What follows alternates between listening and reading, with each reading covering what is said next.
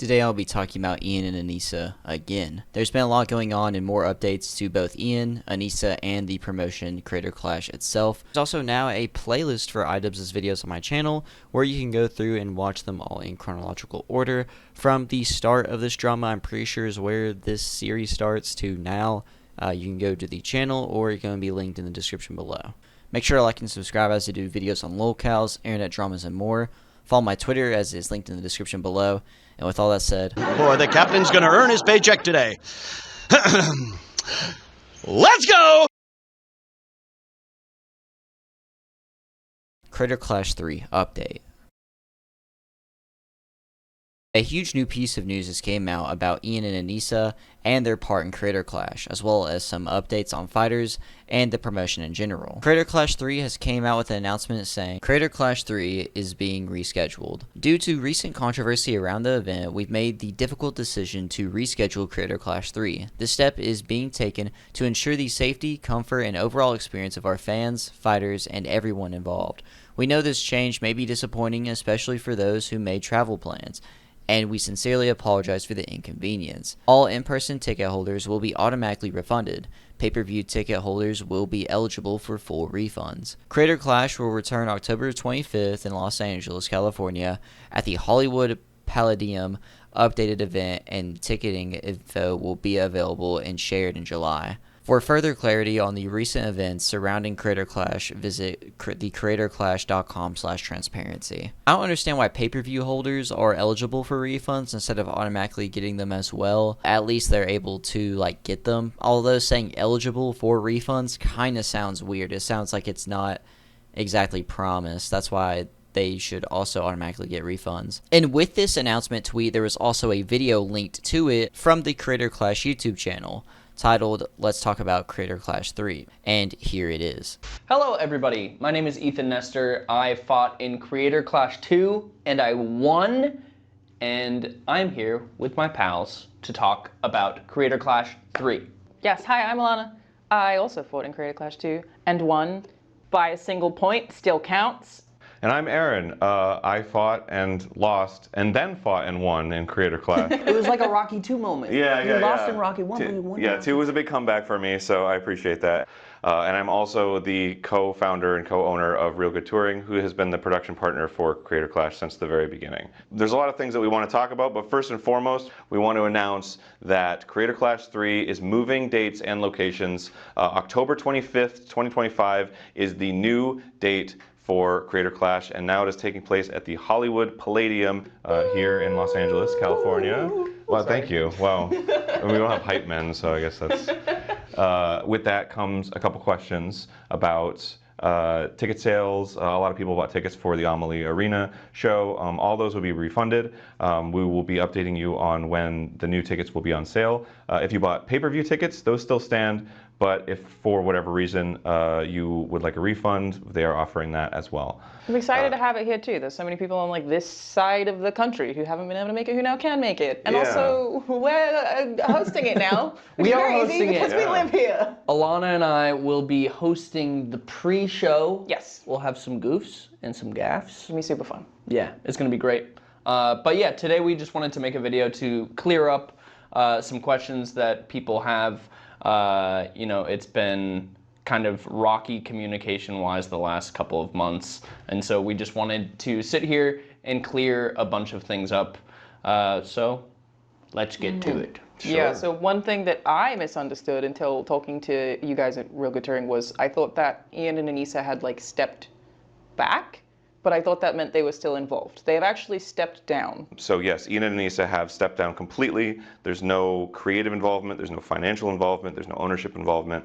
They completely gave their stake to us, including their financial stake they actually dispersed among the fighters, which is very cool of them to do. Throw your questions at Aaron, basically. Yeah. Yeah, obviously you have to acknowledge, yell at me now. we have to acknowledge that they, set the foundation for this event. Yes. And it started out with such a positive mission statement. That's why I wanted to be involved in the first place. It is such a cool idea. A bunch of creators getting fit, punching each other in the face, and it's for charity. I feel like it just, the message is so inherently positive that it's a shame that it became this dramatic internet thing that it never should have been, and I'm just very glad that attempts are being made to fix all that. Yeah, I think one of the biggest questions that people have is about how the event was run in the past and what is going to be different about it now, because obviously the first year was crazy successful. There was over $1.3 million raised, and so that was incredible. Second year, you know, we upped the stakes, we made it a little bigger, and unfortunately it did not pan out in the way that we wanted, and there was no money raised for charity, which was so heartbreaking, like especially like fighting in it, putting all of that time and energy into doing this thing. And like, I know for a lot of us, especially you, Alana, you are always doing charity stuff, and to put yourself in the ring to fight, a big reason that we did it was because it was like, okay, it's for a good cause, it's for charity, and then when you go and do it and no money is raised for charity, that sucks. Yeah, I've been pretty candid with you about this, Aaron, about like how disappointed I was and how like burnt I felt by it. And I was talking to a separate fighter who's not in the room about this just yesterday. It was like, you work so hard. I had a family member who was in the hospital with cancer at the time, and the thing that like kept me going, that stopped me from quitting and just going to be with them, was I was like, this is for charity. You're raising money for charity. You're raising money for a good cause. You got to keep going. And it was so hard. And then when I found out that we didn't, I think I cried. Like, I was so disappointed that it was very difficult to like take away positive feelings from the event, even because I was just so crushed by that news. And so like when Real Good Touring called and asked if I wanted to host the pre-show again, that was my first question, is how can you guarantee to me that that is not going to happen again? So what are the changes? Yeah, and you know, likewise, like we were devastated as a fighter and as a producer of the event. It was awful that happened, and the audience too. Like to know that like buying into the event and watching the event, thinking that their money's going to charity, and then it didn't turn out that way. The first two creator clashes, they ran on the same model. Naively, we believed that with the first creator clash, that the success of the event would be shared with the charity. So funding it through various sponsorships, but mostly ticket sales and pay-per-view sales. Pay for the event, and then everything else is gravy for charity, which luckily worked for that year. We raised $1.3 million for charity. It was great. With that thinking, we moved on to Creator Clash 2, scaled it up a bit, and it turned out that we weren't able to make that money back and to reach those goals, which again was very devastating. So going into Creator Clash 3, we've completely restructured it. So all of the onus is on us to pay for the event, to produce the event through our partners, through our sponsors, and we will be doing a traditional fundraising through Tiltify. It's running right now. You can donate it to it right now. We've already raised $238,000, which is so awesome. That's gravy. That's going straight to charity. So every dollar that is raised for charity through this event will be going straight to charity. The event will be funded by ticket sales. It will be funded by pay-per-view sales, and the fighters will be receiving a cut of that revenue. Yeah, it's basically two separate things now, right? There's the event part, which is handled a very traditional event way, and then the charity is totally separate. So like, even if you don't like watching boxing, you could still donate to the charity. It's up on Tiltify already. You can get involved immediately. And it's very transparent of like, okay, you can see the number right now on your screen of how much money we have raised so far. Every cent of this is going to an amazing cause, which is awesome. I'm glad that you feel that way. We do too. And there's going to be a lot of other really cool things around the event. We're encouraging the fighters to do their own campaigns, you know, before and after the event. All these efforts are not going to be wasted. We are going to be raising a ton of money for charity. Our goal is $1 million this year. I really think that that's possible to do. Yeah. And the fighters are really excited to show off their hard work and to support this event and to raise that money. Like, I'm just so grateful that I get to be a part of it and that it's happening. Yeah. I like the reason that I am sitting here in the room right now with you guys is because, like a lot of other people, I believe in the event. And so it was a crazy success the first time. The second time, some mistakes were made and it didn't go the way that we wanted, but I am here involved because like changes are being made to make it be what it's supposed to be at the end of the day, which is an entertaining show with really fun fights with like some of your favorite creators for charity. And that's really what we're trying to bring it back to, is we're trying to not have any external internet bullshit. It's just supposed to be a fun boxing event for charity, and that's really what it should be. And it's that's such really a good what it's mission statement, and it's such a bummer that it ever got away from that. It seems so silly that it ever got away from that, because it's so clear what the event is supposed to be. People are already punching each other in the face.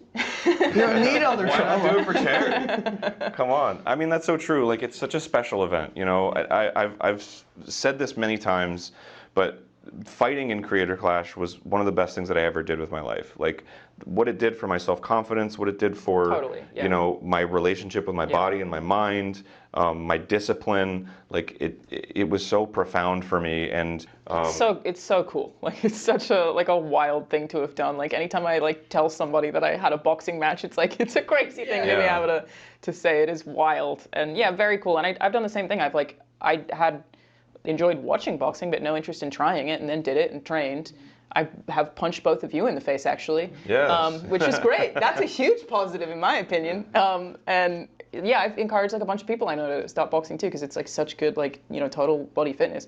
But as said, it's also really, really hard. So we have to give a shout out right now to the fighters who are training right now. It's like a bummer also for them that they like maybe have felt a little awkward recently about promoting the event or talking about it. And we want like everyone to like get back behind them and recognize like how hard they're training and how difficult it is to do this at all. It is so insanely hard training for this event. You are not only obviously working out every day, but something that people don't think about is they think, oh, you're going and training for an hour or 2 hours or maybe 3 hours out of your day.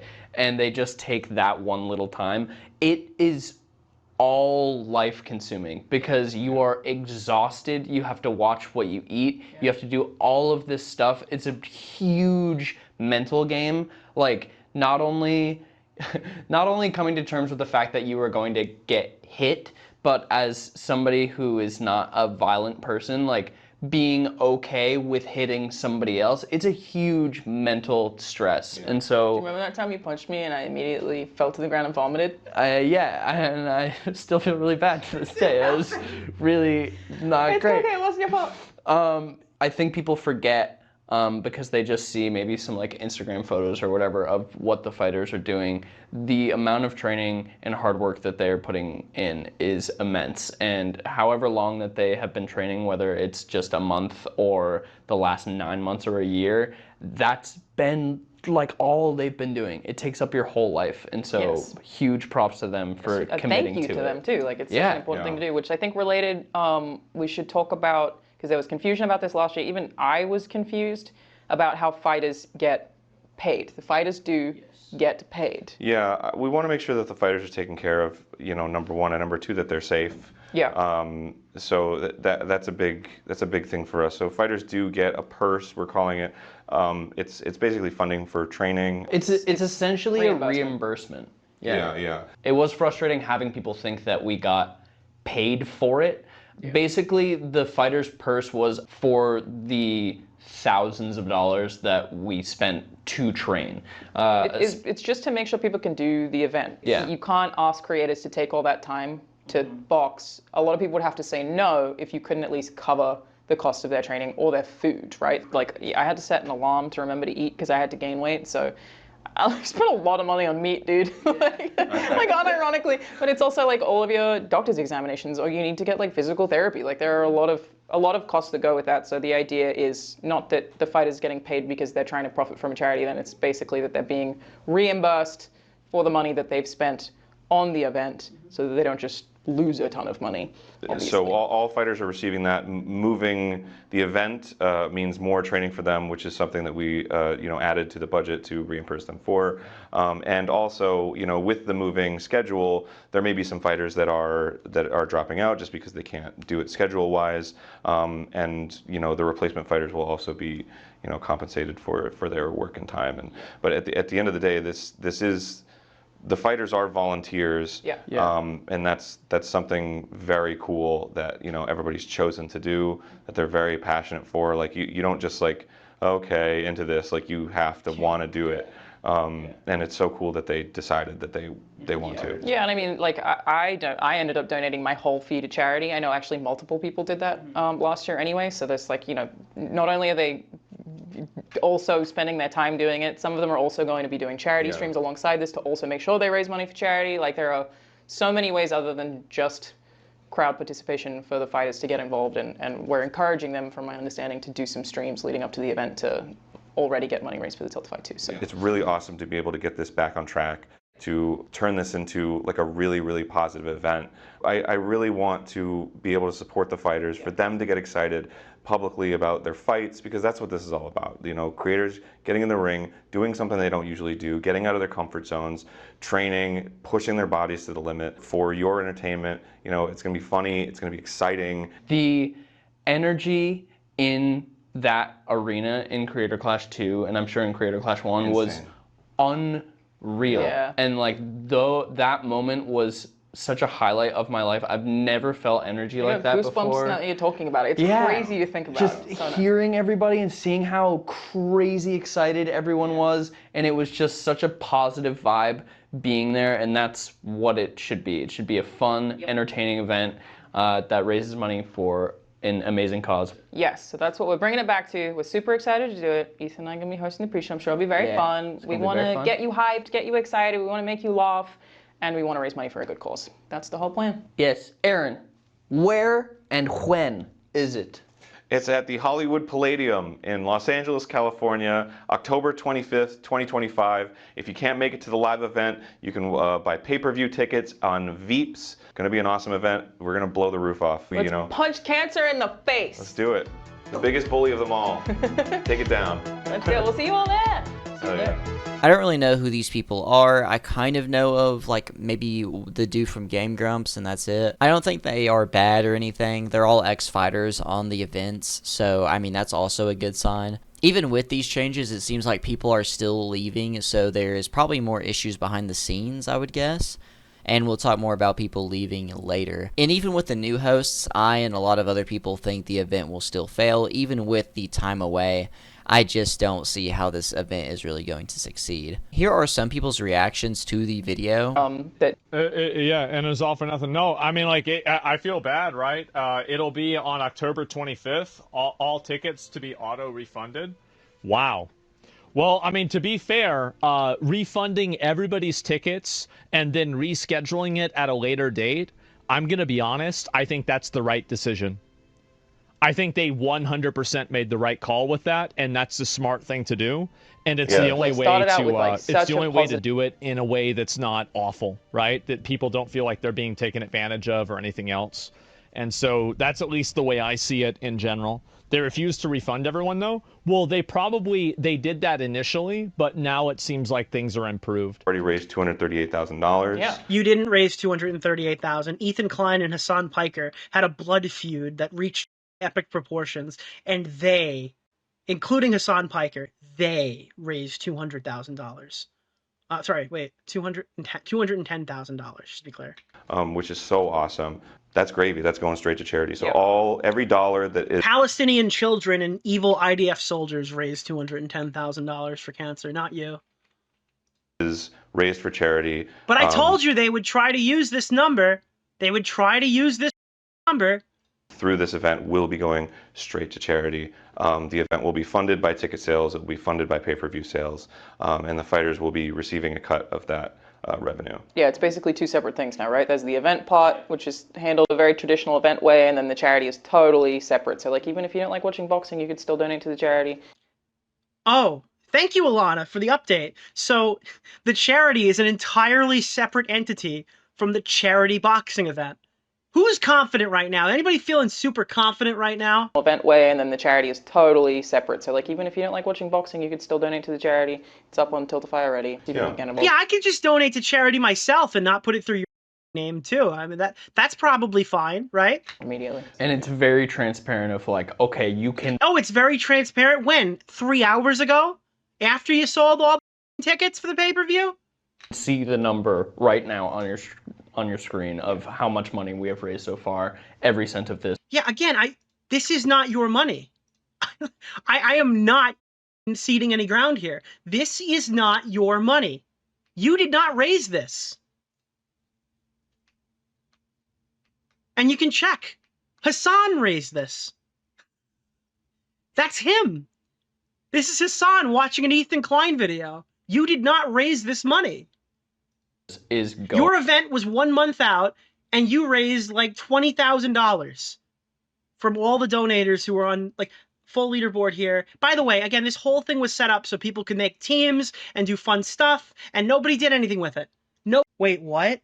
Oh my God, are you serious, Smaggle? Wait, they moved from a week after VidCon to a week after TwitchCon San Diego? Oh my, dude, they just want to be VidCon so bad. They moved it after a Twitch event so that their friends would be around. That's so funny, dude. These guys are total hacks. Wow, look at our quirky 80s intro. Is this Stranger Things? Oh, did Froggy Tonic edit this one? Ooh. Also, why, dude. All right. How do I say this in a way that won't get me banned? Whoever created this green, disgusting, unusable logo that looks like in every thumbnail, I personally think that... Yeah, I mean, you guys honestly basically know as much as I do. Unfortunately, the fight was pushed back to October. I mean, more time to train, I guess. I still want to do it. Although I don't know, like I don't know. You know, people, changes with the date changes.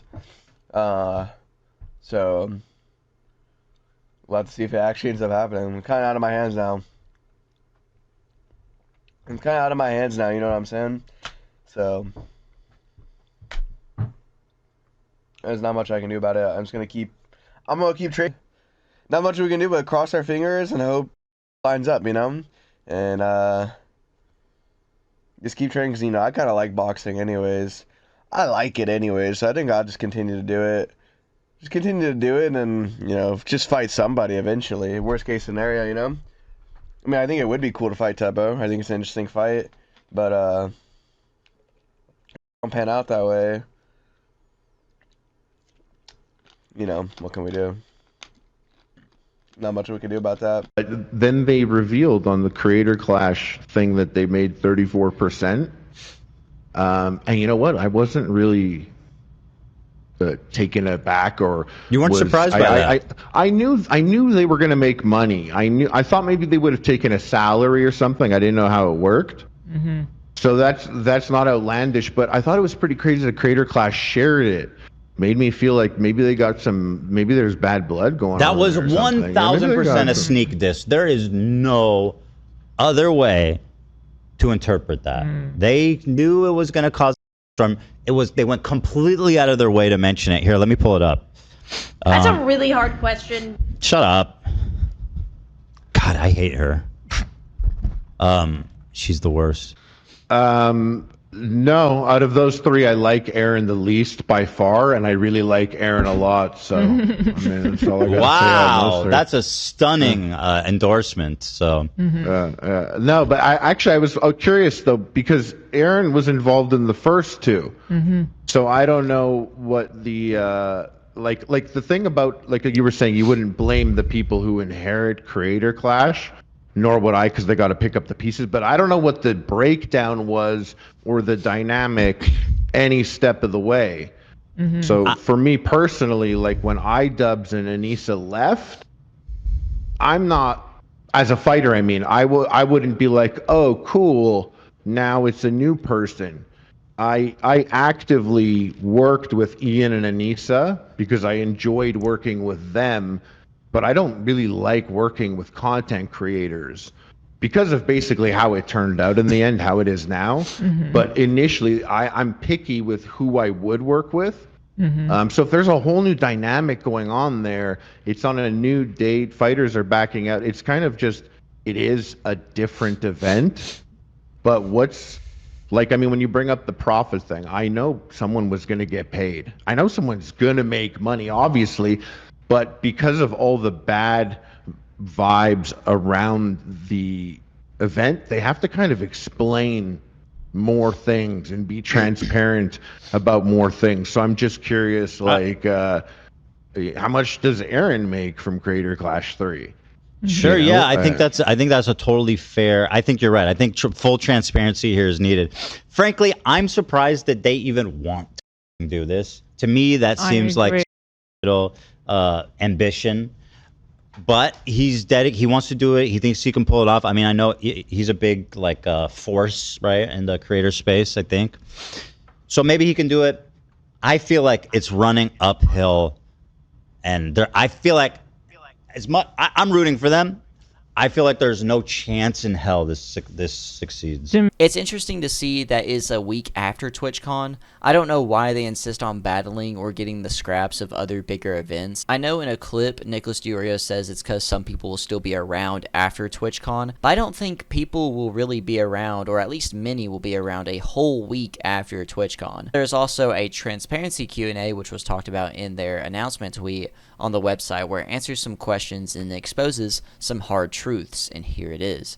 To start, the first question is, when and where is the updated Creator Clash 3 event taking place? Creator Clash 3 will now be taking place on Saturday, October 25th, 2025, at the Hollywood Palladium in Los Angeles, California. Tickets will be available to attend the in-person event and will be broadcasted live on Veeps. Why was the event moved to Los Angeles? Los Angeles made the most sense. It's a much larger market, it's home to a lot of creators, and it helps us keep event and production costs down. That means we can put more focus on what matters, making the show great, raising money for charity, and giving fans the best experience possible, whether you're watching live or tuning in from home. What's happening with ticket refunds?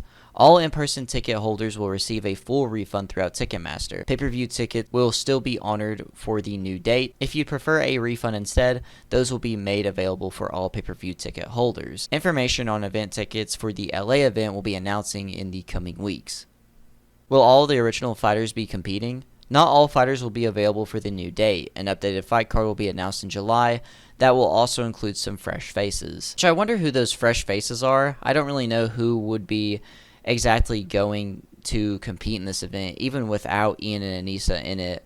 I just don't understand or see who would honestly want to kind of have their face or name with this. Talk about later some of the fighters coming out and not being able to do it, or just refusing to do it after everything.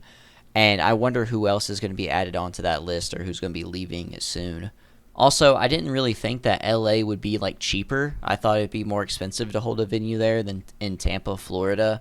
And of course, like, yeah, it's a larger market. It's gonna be easier to get random people in there that don't really understand what's going on or the background of the entire event and such, and all the drama around it. What's happening with fundraising and charity? Fundraising efforts will continue and expand in the lead up to the new event date. All funds raised so far are secure and unaffected. The Creator Clash 3 broadcast will once again be run as a charity stream, with Stand Up to Cancer, in parentheses SU2C, remaining our exclusive beneficiary. Funds raised through the Creator Clash Tiltify campaign will go directly to the charity. All donations and designated fundraising proceeds go to. While Creator Clash is traditionally promoted for-profit event, the financial success of the event does not impact the amount raised for charity. This structure, separating the charitable fundraising from business operators, is new to this year and was put into place after the setbacks and confusion that followed last year's event. It's a part of our commitment to rebuild trust and keep our charitable mission clear, transparent, and protected. Why did Ian and Anisa step away from Creator Clash? Ian and Anisa have stepped away from Creator Clash in every capacity as stakeholders, event managers, and creatives to give the event space to grow under new leadership. They chose to step down and allow Creator Clash to separate itself from the ongoing controversy, allowing us to work towards rebuilding trust and refocusing on what the event was always meant to be, something that supports creators, entertains fans, and raises money for a good cause. All other partners remain the same. Who's the official spokespeople for the event? Your hosts and spokespeople for Creator Clash 3 are Aaron Hansen, Alana Pierce, and Ethan Nestor, which were in the video. Do the fighters get paid? Yes, each fighter receives a guaranteed purse to help cover training and preparation expenses. In addition, 20% of net profits from the event will be evenly split among all fighters. So I think on top of getting paid back what they lost training and everything else, they also get a 20% profit that is like spread across everyone. And if you have 10 fights, that's 20 fighters. But if there's more people, less, you can calculate that differently. And this next point, which you've probably seen on the screen, is the biggest damaging point in this entire video, and one of the big ones I'll be putting in a whole entire segment of its own. A further 34% profit share originally allocated to Ian and Anisa is also being redistributed among the fighters following their departure, which is absolutely insane whenever you think about it. But the in-person tickets on Ticketmaster, at least as of May 29th, are now not available to purchase, as they previously were for a while, even though that it was talked about and rumored, and kind of confirmed that the event was being delayed. As you all know if you watched the last videos, for a while now, they have been really slow on getting stuff out and updating the website and such, which has been a really sucky part. But now the in-person tickets are not available like they previously were, for the old Tampa location. But for the pay-per-view, the date was changed on the website and it's still the same price. So the pay-per-view is kind of its own separate thing, which makes sense to be able to change pretty quickly. Ian and Anisa's 34%. To go back to the 34% that was a part of the transparency Q&A, it was exposed that Ian and Anisa were getting 34% of the profits of a charity boxing event, even after Harley said, quote, there wasn't enough in the budget to do equal purses for all fighters, which meant fighters that originally, Harley said, hey, I will join if every fighter gets paid equally. They agreed to it. And, for whatever reason, that wasn't available. Whether some people were getting paid more than others and it was completely unequal, I don't know. That's more of something behind the scenes that people would have to talk about. Ian made a Twitter post and also a post on Reddit himself, and it says about this situation, and it says this: to my fans/viewers, I want to clear some things up now that Anisa and I are no longer a part of Creator Clash. When I announced Creator Clash 3 and its new business model, the communication wasn't clear. Looking back on my video and the current reaction, it's obvious it was too vague. It remains true that I earned a fight purse for Creator Clash 1 along with the other fighters, like Anisa, and we did not profit at all from Creator Clash 2. After Creator Clash 2 failed to raise any money for charity, we knew it was time for a different business model. We restructured it so that the funds for our charity partner would be raised on Tiltify, separate and apart from the actual event. We decided that this year we would take a profit share from the for-profit side of the event, should the for-profit side of the event succeeded. I feel sorry for any confusion that Anisa and I caused. We know this event is in good hands now and wish it all success. It's just kind of him saying that he should have been more clear that it was, quote, for profit and now a for-profit charity event. But I think in the past, specifically for Creator Clash 3, he used the it's a charity, it's all for charity argument at time after time and hid behind it. And now it seems like you were only mad that people would affect your own pockets, and also hiding the fact that, some of that for charity money was going into your pockets as well. Also, 34% is a huge chunk and kind of insane when you think about it, especially whenever fighters were, I don't know if they were for sure like during this as well, but if they were getting 20% of the profits as well all throughout each other, that leaves 46% to the charity. Less than 50% of the profits were going towards charity for this event. And that is really insane when you think about it, because it was seen as a not-for-profit charity event. And I feel like Ian is smart enough to try to hide this fact. I feel like he purposefully was vague. I feel like he purposefully was trying to hide this from the public so the people would not know that they were profiting off of this, because whenever people would figure that out, it would get a lot less buys, it would get so much more criticisms, and etc. I feel like it was never said that it was for profit. I don't ever remember them saying this. And if it was more implied that it was a for profit type of deal, then I wouldn't care as much. But there was so much more implication of it being a non-profit, and that's a bigger issue. And it's not clear if the 34% was just for 1 year or all the events. Muda asked this question on Twitter, but I'm pretty sure this statement does say that, like, it was not the same way for any of the other events, Creator Clash 1 and 2. It was just for this event. But I don't understand why they would do that as well, why they would take a chunk for themselves. Taking that much in general is insane, especially acting like this was a huge charity thing and for charity. Also, can we really trust that Ian did not do this for the other events as well? I think there was also like rumors of them, pocketing money or like fraud or laundering from the previous events as well. So I could definitely see that now. Why should we believe that this wasn't happening also beforehand? But to go on, H3 responds to iDubbbz' statement that I just read from Reddit and Twitter saying this. My, look at the scumbag scuttle. It's always been a ruse to make money. They lied to us, they lied to you. This event was always meant to line their pockets. They're really trying to line their pockets with charity money from kids with cancer. You can't make this up, folks. Wade Plim, a big guy in boxing, as he's like a part of like big boxing events. He's been around the scene for influencer boxing for a minute. He's also now with Ring Magazine, which is PERK Alishili's one of the bigger boxing promoters. Like, he's partnered with him. But he goes on to talk about, the new video that was made from Creator Clash and how much money the event possibly made, and how much like Ian and Anisa got in his own side of the story for him participating in one of these events before, as he was a part of the commentary team. I don't know for which one, though. I can't remember. And also, to add on, he didn't even know about any of the drama that was going on till now as well. So you get to see a reaction of his, of him being told what was going on. Here's the clips. It's a charity event. Stop telling people that, because it's not what it is.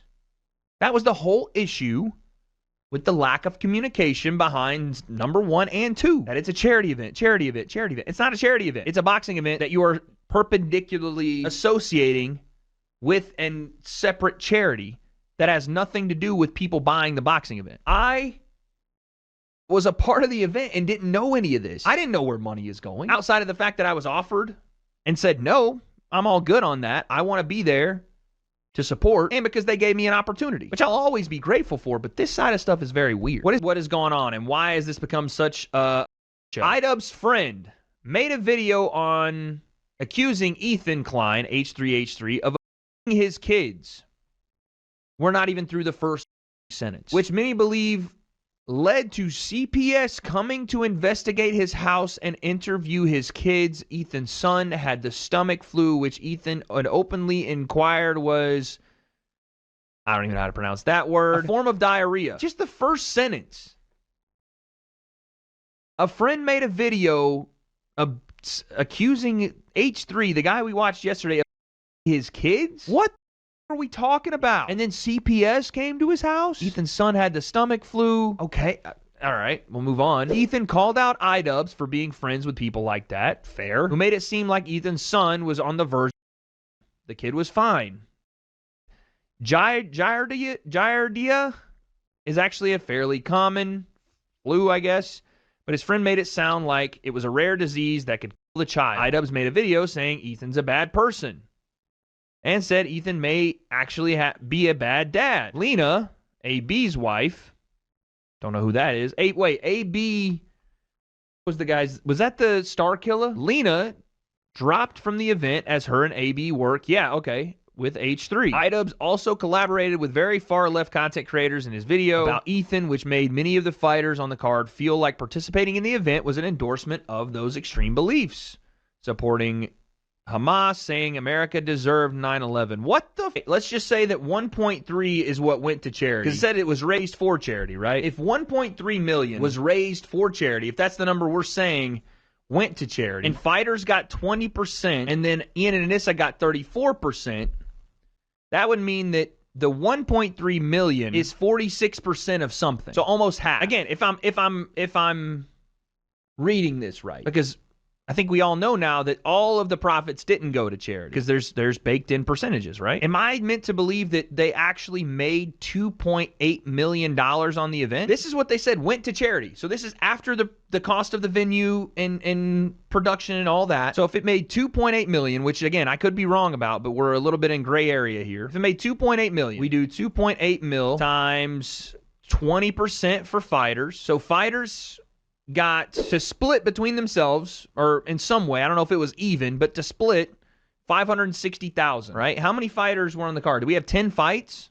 So that's 20 fighters. This could be complete Steiner math. I'm not going to lie. 1, 2, 3, 4, 5, 6, 7, 8, 9 fights. So 18 fighters. So each fighter around $30,000. I don't know if that's to cover camps as well. Who knows? Then you have that 34%. I don't know that this is what actually happened, but if that's the case, that's the number it would work out to. 34% being the number that Ian and Anisa took of profits. That would give you still the 1.3 or around that to send to charity. But that would also mean they made $1 million on this event. That would be fucking crazy that you almost made as much as you gave to charity. Which, you know, if that's how you marketed it, that'd be fine. But that isn't how it was marketed. Now, again, let's say our math is wrong, and let's say the entire profit, and by the way, you would have spent more than you gave to charity in the long run anyway, because that plus the 560 for fighters is actually 1.5. So let's say they didn't make 2 mil on the event. They very well could have, but let's say they didn't. Let's say they made the 1.3 mil, and that's the entirety of profits. Same math, 260,000 divided by 18. Each fighter gets 15K. I don't know who, again, did Dr. Mike make more than others? Was this really, you know, how it was broken down? I'm not sure. But let's say that's what it was. Even then, we're assuming they're using the recently released profit split. That's what they said, right? That's what they said. Is how I understand it, is that when a person spends money on an event that that is advertised as it being for charity, they would assume that at least a good portion of that money would go towards the charity. And if that's not happening, then these people are going to be misled, and there's going to be a lot of bad faith that's going on. I don't see how anybody doesn't understand that. More than half, yes, obviously. And so, like most of it, and so if people put all of their money towards charity, or they buy tickets and they support an event because they say, and this is also true as well with the other boxers, right? Even Alana talked about this yesterday, is that if you're supporting an event and you're participating in an event because you want to have the money to go for charity, but then all of the money just goes for paying the operating expenses, well, then you effectively took all of these people's time and you misused it because you didn't allocate the money in a way that they thought that their time was being spent allocating the money towards. So, like, yeah, I actually really think it's that simple. Like, if people are buying something and they think their money is going to something, and then it doesn't at least mostly go to that, I think that a lot of people understand that every charity does not operate at a 100% loss, right? Like, many of them have operating expenses, there's administration expenses, and there's a spectrum of this, right? And some of it is good, some of it is bad, but you're going to need to have at least some of it. So when I hear people talking about this, ultimately, you have a situation where people are spending money on something and their money isn't going where they think that it's going. And here's another even more important question, and this goes back to the idea of consent, is that if they had known that their money would not go to these charities and it would go completely to paying off the event first, would they have still bought the tickets? And the question really isn't on an individual level, but on a mass level. Is that actually something that would happen? I think less people would buy tickets. And can we agree that less people would buy tickets if they knew that, you know, there's a probability or a possibility that none of the money will go to charity, right? A chunk would not. And so again, so basically now we've entered into the realm and we've created the foundation that people are buying tickets on a false premise that if it was communicated in a way that was properly explained, would have not made a purchase. So based off of that, you have now told a person that's giving you money that they're going to get something that they're not going to get. That's a problem. That's a big problem. Creator Clash 3 fighter backouts. With everything going on, LA Beast is now out of Creator Clash 3, saying this on Twitter. Due to a laundry list of reasons that will be revealed to you shortly, I unfortunately will no longer be boxing glove emoji, in the Creator Clash event. It is the best decision for me and my team at this time. All I want to do was put on a show, get paid, and ultimately raise money for charity. Unfortunately, that's not how it worked out. Sometimes plans fall through, and you've got to pick up the pieces and continue to move forward, and that's what I'm going to do. This also includes some responses as well to some tweets. Grigory Rasputin says, have a nice day and rest easy now that that's out of your way.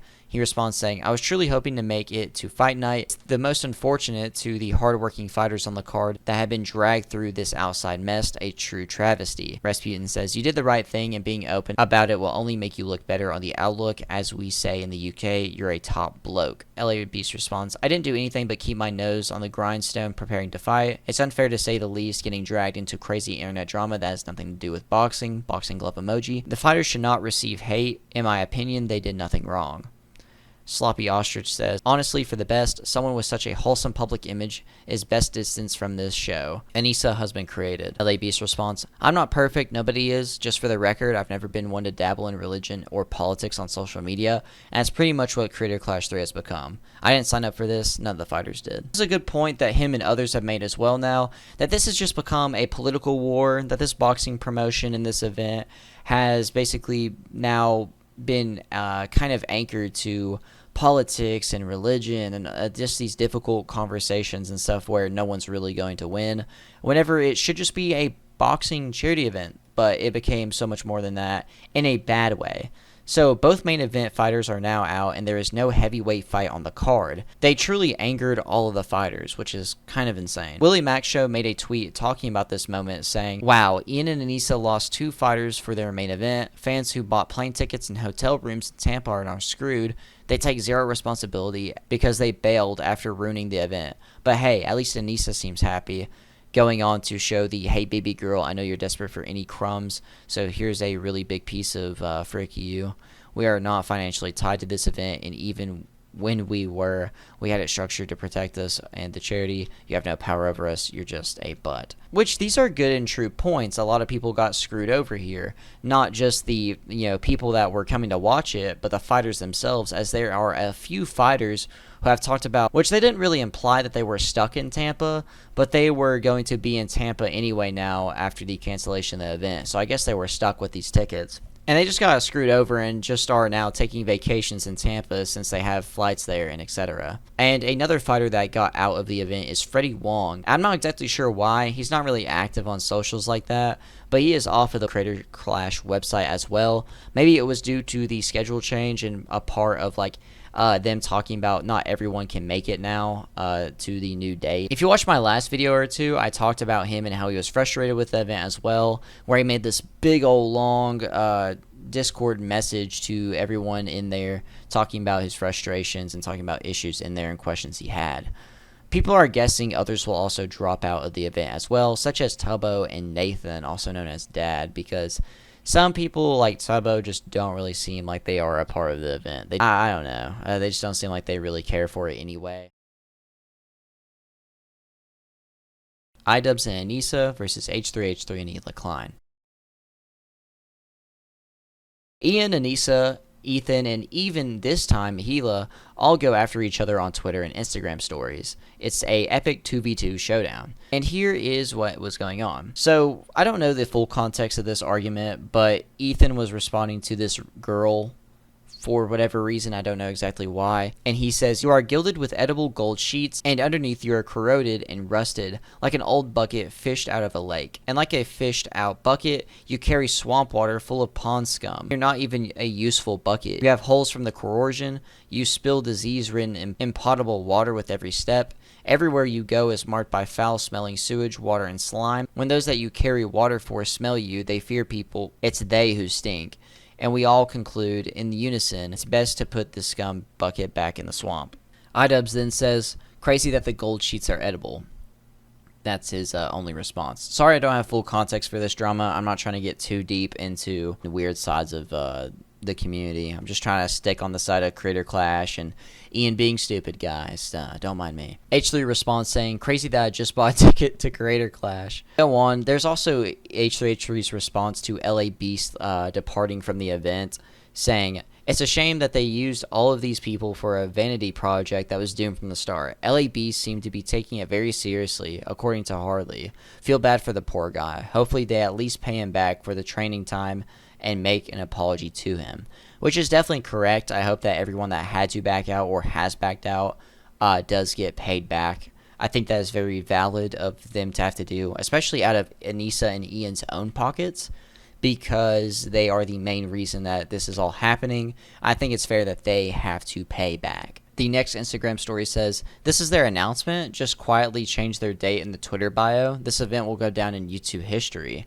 which I guess at the time they did not have their original tweet or anything up, or like the video itself either.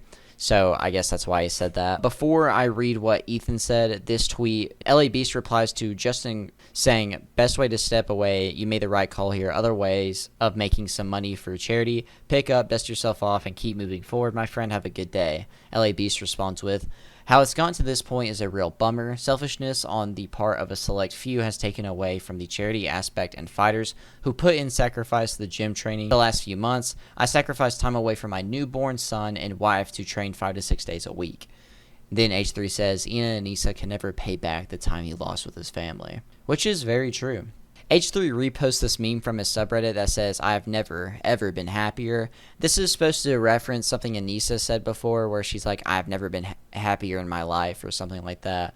Because it's like an obvious lie, because I just don't see how you could be one of those extreme political commentators and also be happy. None of you all are happy. You all are like yelling at each other all the time on Twitter. You all are miserable people. Like, no, you're not. It's okay. And before I show the next tweet, Sierra, I don't know who this girl is, Sierra Spooks, says, after a lot of thought and research, I terminated my contract with GamerSupps. Don't want to move forward with companies that are partnered with Ethan Klein. I know that it's difficult these days to find brands that don't, and et cetera, that I guess don't affiliate with bad people or bad projects or something. I don't know. I don't really care. It's kind of stupid. You couldn't have just had the bag. You couldn't have just took the bag or something. Also, I didn't know GamerSupps was with Ethan Klein. Anisa says, I will defend Sierra with my blade till my dying breath. I am her most devout white knight. Stay away from her, Klein and crew, or face my steel. H3 then posts the same meme over the tweet, so that's how he responds to that tweet. Nick Nobody made a tweet saying, donate money to charity. We need 30% of the profits first, and shows a picture of Ian and Anisa flipping off the camera, because, you know, pretty cool, pretty rad, I guess. But to go on, H3 says, I feel like people are still missing how bad this is. The event was structured to donate $0 to charity. The only money going to charity would need to be directly donated to Tiltify campaign, which is a completely separate entity. 0% of ticket sales, pay-per-view, concession, merch, etc. would go to charity. It's quite literally a 100% for-profit event. Which I don't think this is exactly true. I think they said that they were giving a, like, you know, after they gave the 20% to fighters, after they paid back the fighters and gave Ian and Anisa their percent, that they were going to give the rest to charity. But they said that also it didn't affect, like, the performance of the event did not affect the amount given, which also doesn't really make sense. So maybe he's right there. Maybe someone can correct me. Now, Ethan is referencing something I have to pull up, I guess now, and I'll be pulling up again in a later segment, where Anisa talks about how, like, if you have a Rolex or if you have something expensive and nice, you deserve to be something. I guess she said robbed, but I couldn't really understand her. If you own a Rolex, you deserve to be mugged. I'm sorry. I Interesting. Depends. Okay. How much is that Rolex? That's what I'm saying. They start at like 80K or something like that. As, by the way, a class signifier only. Right. Well, I was gonna say I thought it was risky to buy you a ring that was more than $1,000. Yeah, I don't want to wear a ring that's more than $1,000. Because I'm like, fucking. Who's that for? Like, yeah, just rip it off my finger, please. But it's also like, who's that for? Yeah. Right? I don't even want to wear iPods. I know. iPods. Doe Jingles, who is Muda's girlfriend or wife, I don't know why her name is censored here, but shows 2 pictures of Anisa with a new Louis Vuitton bag, and she says, that's nearly a 4K bag. Who is that for? According to Anisa and her husband, you deserve to be mocked if you wear anything that's considered a status symbol. Louis Vuitton is considered just that, and has been for decades. Taking and posing for casual pictures looks like a statement to me. She claims she didn't even want the ring that was over $1,000, was afraid of being robbed, lol. Which is a good point. I mean, this is hypocritical on their part, especially after saying what she has said. I mean, like, I don't know. Like, it's okay to like nice things or want expensive things. You don't have to seem cool or nonchalant or down to earth because, like, oh, a $1,000 ring is like scary to have. I get like, I don't know. It just seems weirdly hypocritical. H3 says, Anisa said I should be robbed for wearing a Rolex. And yeah, like shown in that clip, it probably was referencing. I don't know if Anisa was referencing H3 in that clip or not, but it possibly was. Anisa says on Twitter, I wonder when Ethan will figure out that he's partnered up with the same people who have been up my butt for the past 7 years. If there's anyone he can't affect with harassment, it's me. It's just another Tuesday for Yoko Ono's World Bub. You posting Euphoria memes won't change the fact that I'm eating good food, living life, petting dogs, and laughing at you yelling about my sex life. You can't even get a good night's sleep judging by those eye bags. And also post another picture saying, girl, who's dressing you? ? And it's a picture of Ethan Klein with definitely an interesting fit. This is like the prime 2020 like Office or FaceTime or like, Zoom meeting fit, where you just had like whatever on at the bottom and all business up top. I don't know if this fit is supposed to be ironic or what. It's not that great. I need to see the shorts a bit more to completely decide. This is where Hila Klein comes in. She has a few Instagram post stories of her own. She screenshotted some guy named Gato Fumador saying, is she wearing plaid Holocaust pajamas? And she says, casual racism on a Saturday, what's new? That's just Twitter, bro. I don't know. Hila Klein also posted another picture of a Reddit post that says, someone from Chris's stream said she looked like a Pak Shakur, which I don't know if I said that right. And Anisa commenting on it saying, I'm sorry, this one's so good. And she responds saying, mean girl Anisa, with a little arrow pointing at her name. She also says on another Instagram story, didn't realize wearing bandanas would break their brains. Another story says, I think I'd look pretty cute in a bandana, so they're here to stay all summer. Emoji colored woman shrugging emoji, red heart emoji, lipstick kiss emoji. Now with all that said, here are some of the clips. Once again, the event has not said a single word, right? They have not stopped selling tickets, and it's gone to the point where now he's the second. Is that still true as of today? Check it out. I haven't heard anything to the contrary yet. As of last night, it was true. Let's see, event tickets. I have feelings. It does look like it's allowing me to buy a ticket. Yeah. They're still selling tickets. They have not made any statements, and they put the creators who are in this, participating in this, in a point where they're so. And they're telling their fans, like, hey, come watch me, come buy a hotel, come buy a ticket. And they're not saying anything. They're forcing the creators to break this story because they're not saying anything. It's the most pathetic, catastrophic mismanagement I have ever seen. And when I said Creator Clash 3 would be worse than TanaCon, it's way worse than TanaCon. Stinky breath idiot can't even run an event. Your wife said so. Well, theoretically, they're not running anything anymore, right? And by the way, they're going to try to be like, well, we stepped away a week ago. You. Yeah, no, I mean, ultimately, it is all their responsibility. You don't get to step away a week before the event hits the side of a mountain and then wash your hands of it. This is all you. This is Ian and Anisa, the event. Right.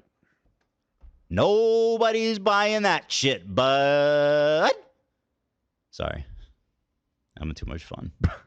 I mean, I knew this event was going to be a disaster, but it's going even worse. It's going even worse than I thought. How are they not saying anything? How are they leaving it to the creators to announce this and still sell tickets? This is bordering on like legal. This is bordering on criminal fraud at this point. I don't know what the laws are, but it sure doesn't seem very good the way it's being handled. I think when the Bible says don't lie, they meant like this. Right. That's not fraud. That's just a lie. It's not fraud. It's just a lie. That's fraud. It is very shocking to me that tickets are still available. That seems like buy one. Somebody's very asleep at the wheel right now. Should I buy one? Yeah, try to buy one. Try to buy the cheapest seat. How much is the cheapest seat? All right. By the way, I saw somebody. They showed a screenshot of them talking to the support, and they said they're not offering refunds. Maybe it's just not yet. I don't know. What are they waiting for? There hasn't even been an official announcement that it's canceled. Time great. Content. Wow, comment cop. I haven't thought about this guy in a while. Why is Anisa telling the world that iDubbbz regularly his fans? Good question. That's not the worst. Well, I want to ask Rajor a question first. Okay. Rajor. Wait, we should get Rajor in here. Okay. Yeah, I mean, if you can. Well, if you can. I just want to ask He him. does look like his breath stinks. Like, he looks like he needs a shower so bad, doesn't he? It's like his clothes are all used and disheveled. His hair is all bed hair. His face looks greasy. The dude needs to brush his teeth. I have no doubt about that. The thing is, that's a private conversation, you know. Probably needs to change his underwear, too, from the sound of it.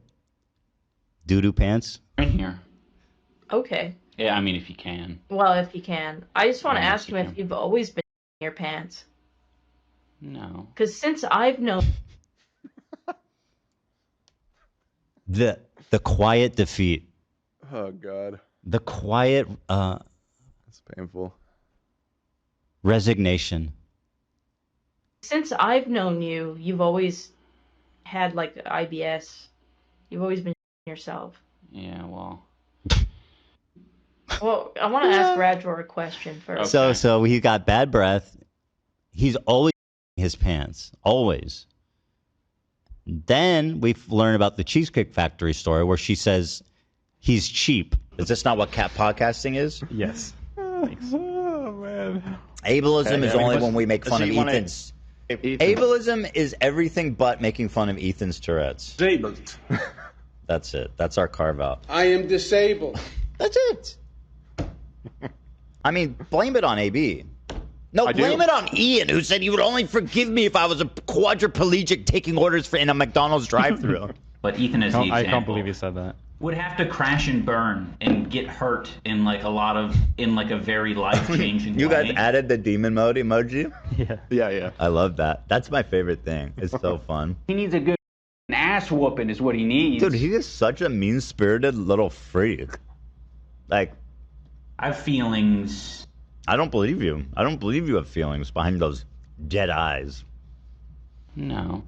And I understand you don't like getting pegged, and that's fine. But No. you need to learn to say no to her No. when she comes in the room at night and she's wearing it again. No. Anyway, what do we shoot? So we got the. You can actually tell when I'm having a terrible day because I will not shut up on Twitter. I will not shut up. I will tweet the stupidest. That's how you can tell I'm having a bad day.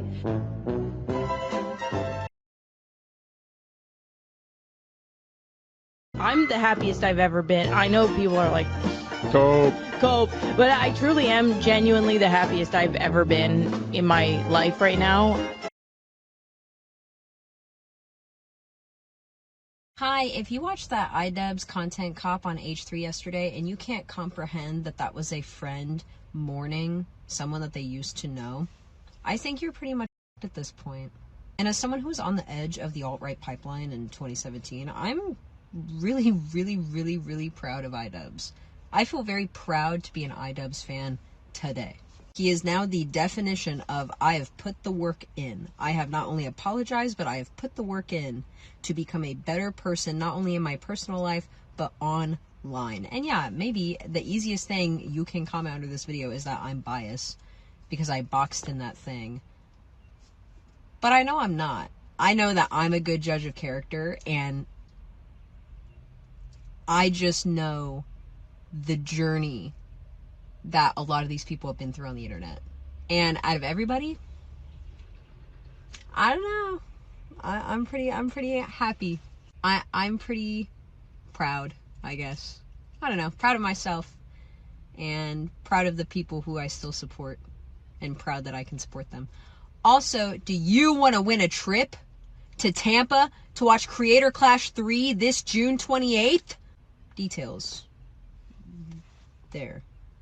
She is just completely wrong here. The video, the content cop, is not about, I think iDubbbz self-admitted this too, it's not about, quote, mourning a friend that has changed for the, quote, worst, which, if we want to actually look, Ian has changed for the worst in the past few years than Ethan. Ethan used to be a pretty bad guy. I thought that dude should have been banned off YouTube like a while back. But ever since this iDubbbz situation, he's kind of shown that, like, you know, maybe he's not that bad after all. Maybe, of course, you're not going to agree with everything he says. Maybe he does another slip up where, you know, people are going to outrage or whatever. But overall, if we look, Ethan has progressed as a human, and iDubbbz has degressed as a human. The video is self-admittedly not a mourning of someone changing for the worst. It is literally a video, admittedly, a self-admitted by iDubbbz. He is like, oh, I'm just talking about a personal feud that I've had with this dude. And it brings on a bunch of invalid points that don't make any sense. And it's like you don't have full context, or you watch the video and did not think for a second for yourself. And that's what happens to a lot of people. They consume something and they don't think for themselves, and they don't like at all try to interpret their own opinion. And of course, yeah, you can agree, and there's like a lack of like, you know, understanding or knowledge. Also, really quick, let's talk about that clip from the podcast. Because since I'm already here, Editor Me is stepping in. What do you mean you don't even like to wear AirPods out? And he didn't even say I'm wearing iPods. What are you talking about? Like, you went from a $1,000 ring or Rolex to AirPods. Dude, just wear the AirPods. It's not that serious. You ain't getting robbed for your AirPods. And if you do, buy some new ones. I don't know. Like, if you're on this podcast and everything. But he's acting like, it seems like such a desperate attempt to talk. It seems like just trying your hardest to butt in and not just be sitting there. Because, like, what do you mean? Oh, I don't even want to wear AirPods out. Just wear the AirPods, bro. It's not that serious. If you get mugged for some AirPods, that man is broke and he is needing something. All of this stuff was kind of everywhere and not on just one specific subject. They were like, I feel like before it was like longer arguments, but this time it really wasn't that way. It sucks that Anisa and Ian both cherry pick arguments and responses, which also shows how much better of an argument Ethan has over them, to the point where they ignore and respond to only certain ones. iDubbbz versus Donut Operator. iDubbbz used to be friends and hang out with Donut Operator, a YouTuber who used to be a cop and is known around YouTube for going over police shooting situations, both criticizing the cop and criminal whenever valid. He is also on a podcast called the Unsubscribed Podcast with iDubbbz, Brandon Herrera, and the Fat Electrician. And on this specific podcast episode, Donut Operator talks about how he used to be friends and hang out, and after Donut Operator made a joke, Ian got offended and hasn't talked to him since, and here's the clip. So like he went to a range day with me one time. Like we used to talk a lot about content creation and stuff. And COVID rolls around, I get bored at home, so I make an OnlyFans where I'm showing my meat. Really? And so, well, basically, I'm taking a steak and I'm rating a steak. And like, see, that's the reaction that you're supposed to have. Genius. I thought it was funny. So I'd be wearing like just an apron. Of course, I'm wearing like boxers underneath. And I'd reach down and be like, this is my OnlyFans. And this is an A5 Wagyu from down the street. And I would talk about it. And I sent it to Ian, and he got mad and called me and like said I was making fun of Anisa, and like I wasn't. I just thought it was a funny bit because I was sitting at home during COVID. And you'll never understand what it's like to be an ally. Yeah, it was stuff like that, and yeah. Just like haven't talked to him since. That was like 5 years ago. Over that? Yeah, and I've like texted him and tried to reconnect with him. He just won't talk to me anymore. Ian responded saying, conveniently leaving out your girlfriend at the time was pursuing OF, but you were too cowardly to deal with the criticism, so you made a quote parody account. No, I don't want to be friends with a coward. Anisa says he also took us to a gun show where a child accidentally fired a gun that was loaded on a sales table into the crowd, and everyone nonchalantly said ND in unison like it wasn't a big deal. Comments from that tweet say, he brought us to a place and something that had nothing to do with him happened and other people said something. Very cool, Anisa. Thanks for sharing the anecdote to the class, Anisa. This was a very valuable contribution to the discourse. Let me guess. Quote, and then everyone clapped. Zacchaeus also says, that's a cool story. I don't really know what ND means. I think it means no danger. But Muda also says here, people will usually say ND in unison so people don't freak out and scramble, possibly hurting others by accident, thinking an active shooter is taking place. And I don't really see like why everyone being calm and not freaking out and spazzing out is a like huge deal. Even in this context, we get more into the context in just a second that is cleared up by Brandon Herrera. But, like, what is wrong with people, like, calmly, like, saying ND or, like, no danger and stuff like that in a situation like this? Are you the type to freak out and run away or something? I mean, like, the kid's probably going to get, like, you know, scolded and stuff, of course. Sorry that not everyone needs to have an overreaction to everything. Brandon Herrera says, "Ha, I was going to set the record straight, but turns out she preemptively blocked me. What she's calling a quote gun show was a live firing range. Conveniently left that out for no particular reason, I'm sure." Which is really, like, weird and interesting to say. Because why is that left out that it was a live shooting range? This also adds up as Donut Operator does this thing with everyone else, like Brandon Herrera, where they all get a bunch of guns, they all go to the shooting range out in, I think, Texas, and they just have, like, a good time and stuff, and I guess they were invited to this. Why was this called a gun show? Why was it, like, she really tries to heavily imply that it was a gun show and a gun sale, and I'm not going to lie, if it was a gun show where stuff was getting sold, they're not going to be loaded. You've never been to a gun show. Willie Mac Show also responds to iDubbbz's tweet that says, conveniently leaving out that your girlfriend at the time was pursuing OnlyFans, but you're too cowardly to deal with the criticism and made a parody account. No, I don't want to be friends with a coward. One, iDubbbz, you're a coward in a lot of ways. You literally made a faulty content cop and ruined your reputation even more. You have done a lot of wrong. You tried to scam a charity like you were Punch Made Dev. You have done a lot wrong consistently and will not take any accountability. You are yourself a coward, as only a true man that did something wrong would fully take accountability and apologize. But instead, you would rather, scorch an entire event and be like, good luck, guys. Hope it does well. My entire series shows you being a coward. Listening to any advice iDubbbz has at this point is just a terrible decision.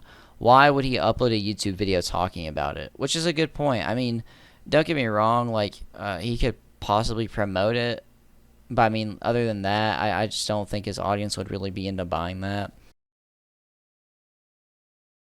iDubbbz's jealousy. I showed clips and such talking about the collaborations Ian did in my last video, as he went on a couple of podcasts and stuff like that. There has been another clip that came out of the Western Kabuki podcast trying to die down everything that Ethan has ever done on his podcast, and here's the clip. Like, I so badly want Ethan to understand, and fans of Ethan understand that what he's doing on his podcast is the most uncreative, non-special thing that you could possibly be doing as a content creator. Trying to say Ethan's podcast isn't special or creative, I don't think he realizes that the viewers are also there, and mainly a lot of the viewers are there for just the person and the people themselves. Maybe these people want to enjoy political content and chose to watch him out of, everyone else. Podcasts and shows like Ethan's generally aren't really creative pieces of media either.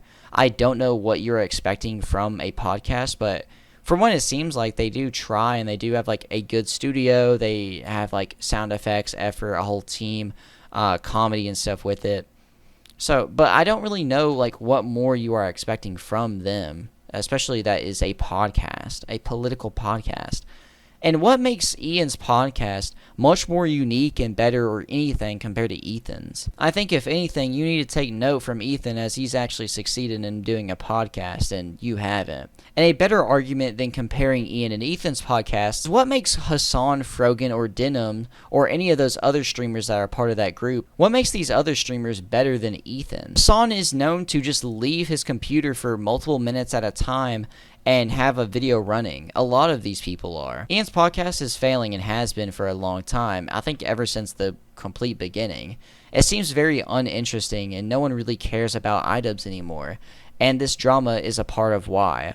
But also, this drama is the only reason he's getting views on his podcast, his videos, his tweets. Another reason is because most people are trying to watch and find the next clip, next piece of news, or something around that. Since he is in hot water and possibly talking about topics that are relevant in these videos, and possibly in the podcast if he's even uploaded a podcast episode since. Once this drama is all over, Ian will be gone with it. His entire point in the clip I shown is a cherry-picking snark comment towards Ethan trying to die down everything that he has done. And from what it seems like, Ethan and the H3 team do more for their show and are more entertaining than any of these people, including Ian and all the Hassan orbiters. Willie Mac Show made a tweet saying, Anisa and Ian failed to make a podcast and act so much more enlightened than everyone.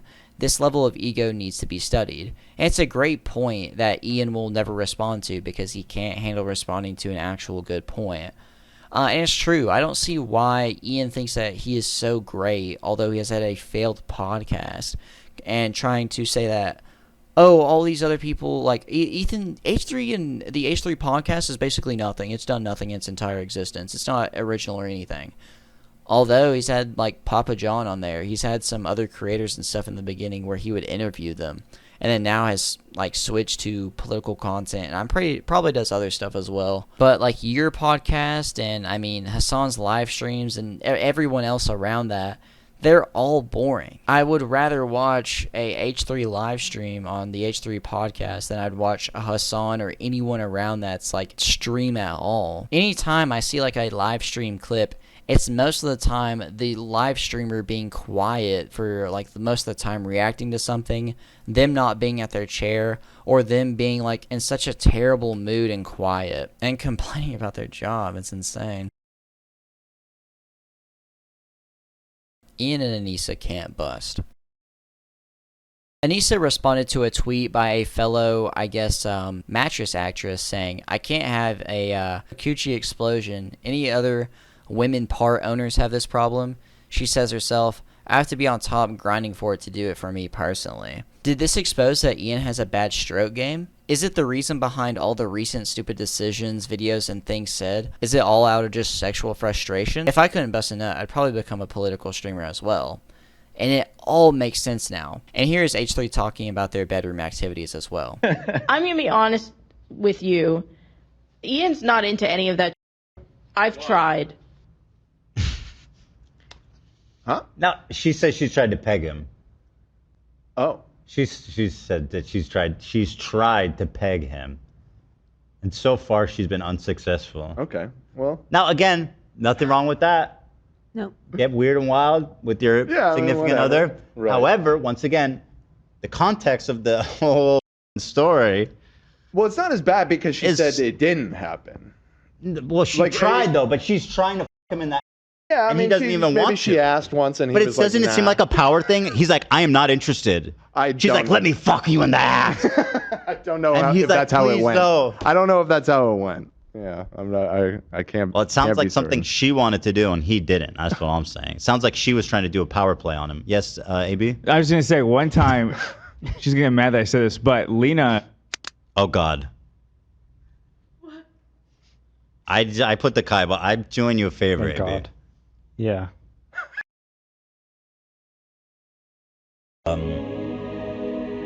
Also, we learned, just to kind of update the list, that she has tried to penetrate him with a scrappy. Stop. That's what she said. It is a new piece of information that we all learned this week, unfortunately. What's your objection, Dan? Don't need to bring it up all the time. Well, not all the time. It's what, my third time since I learned about it? In 3 days. It's just important. And again, not to kink shame anyone, because get in there and get weird and wild with it. Yeah. I just thought in the context of everything, and the way she said it, she's like, I know he's not into it. Trust me, I've tried. I got a new strap-on harness today. Listen, this is all in the context of somebody that said that we need to stop dumping on our podcast because that's not what podcast is. Bro needs to stop dumping in his pants. This is your emotional dumping ground. Ian's concerned trolling.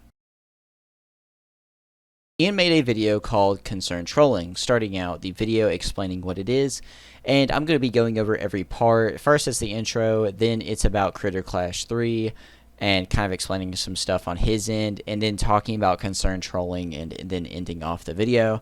First, here's the intro. Now, thankfully for me, I have the majority of this video already recorded. This is just a little addendum. I think an addendum is something that you put at the end, but this is a predendum. I'm throwing in a little predendum. Something that I've been struggling with for a long time on YouTube is concern trolling. The thing that I really struggle with is not identifying concern trolling. The difficult part of it is when there are people who have authentic concern out there and the concern trolls are concerned over the same thing. So I'm like, I'm giving in to the concern trolls, by addressing, you know, this segment of the population or this segment of my fan base who have genuine concerns. So I don't want to let the trolls inhibit my ability to communicate to my fans or people who are confused out there. You realize the, quote, trolls, who you try to mock in your politicalized thumbnail, are actually concerned and have given you the answers to some of your questions and worries about why you have so much hate and what all you are doing wrong and why you're continuing to fail. So I want to talk about Creator Clash. I want to talk about the structure of the business and how it's changed over the years, and just sort of put to rest any of the lies that are being spread out there about Anisa, about me, and about the event. My main incentive for sharing this information is that I have felt extremely handcuffed by Creator Clash these past years because I'm not an expert communicator and I don't know how to convey things, not over communicate, not do all these things that potentially put the event at risk and put other people at risk. And that's kind of why I wanted to step away from this event. It feels like it's inhibiting my ability, like the business side of things, like inhibits my ability to communicate openly and effectively, especially when there's so many people counting on me to, you know, do that well. So it's a lot of pressure, and now that Anisa and I have stepped away from it, I want to just clear the air because I don't feel that same pressure that I did when I was part of the event. If you look into charity events, they come in so many different shapes and sizes, and there is really no format that is completely obvious for creator boxing plus charity. For the first Creator Clash, we had the business model of after everyone has been paid for, you know, the expenses of the event, all profits go to charity. That was the business model, and it was successful. Thankfully, it worked out the first year. Now, some people will be critical of one of the costs being parties for Creator Clash 2 and actually Creator Clash 1, because that's where we got the idea from. It was very successful for Creator Clash 1, or the event was successful. We don't know if the party worked to encourage people to promote the event, but that was the idea. You get a bunch of creators to show up to hotel the night before their fight, and they're going to post about it on social media, and the internet will be abuzz. And the event was successful, so we thought that that strategy of having, you know, a little hubbub, a little hullabaloo before the event and after the event was a good idea. So we ran with that strategy again, hoping that creators will post about it and be excited about it and buzz will be generated, but it didn't happen. Or maybe it did happen, but it just didn't sell tickets. I would cross that off my list as a learning experience of, well, if you do this strategy, you either gotta force people to post about it, or you have to, I don't know, not do it. You gotta make sure that people are slapping each other during the weigh-in. That's probably what I'd change it to, because it's cheaper, you know? It's a lot cheaper if people slap each other during the weigh-in. I just wasn't about that. I was just like, I don't want this fake drama. For the second Creator Clash, we used the same business model. This time we increased the budget, we had more fighters, we had a bigger arena, and more expenses in general. As a result of that, there were a lot more costs, and our ticket sales did not make up those costs. It seemed very obvious that this was not the way to run the charity boxing event. We told our business partners, we are not going to do this event again unless it can be promised to us that there was a way to guarantee money for charity. And the business model that was presented to us was what we're enacting, or what we did enact this year with Creator Clash 3.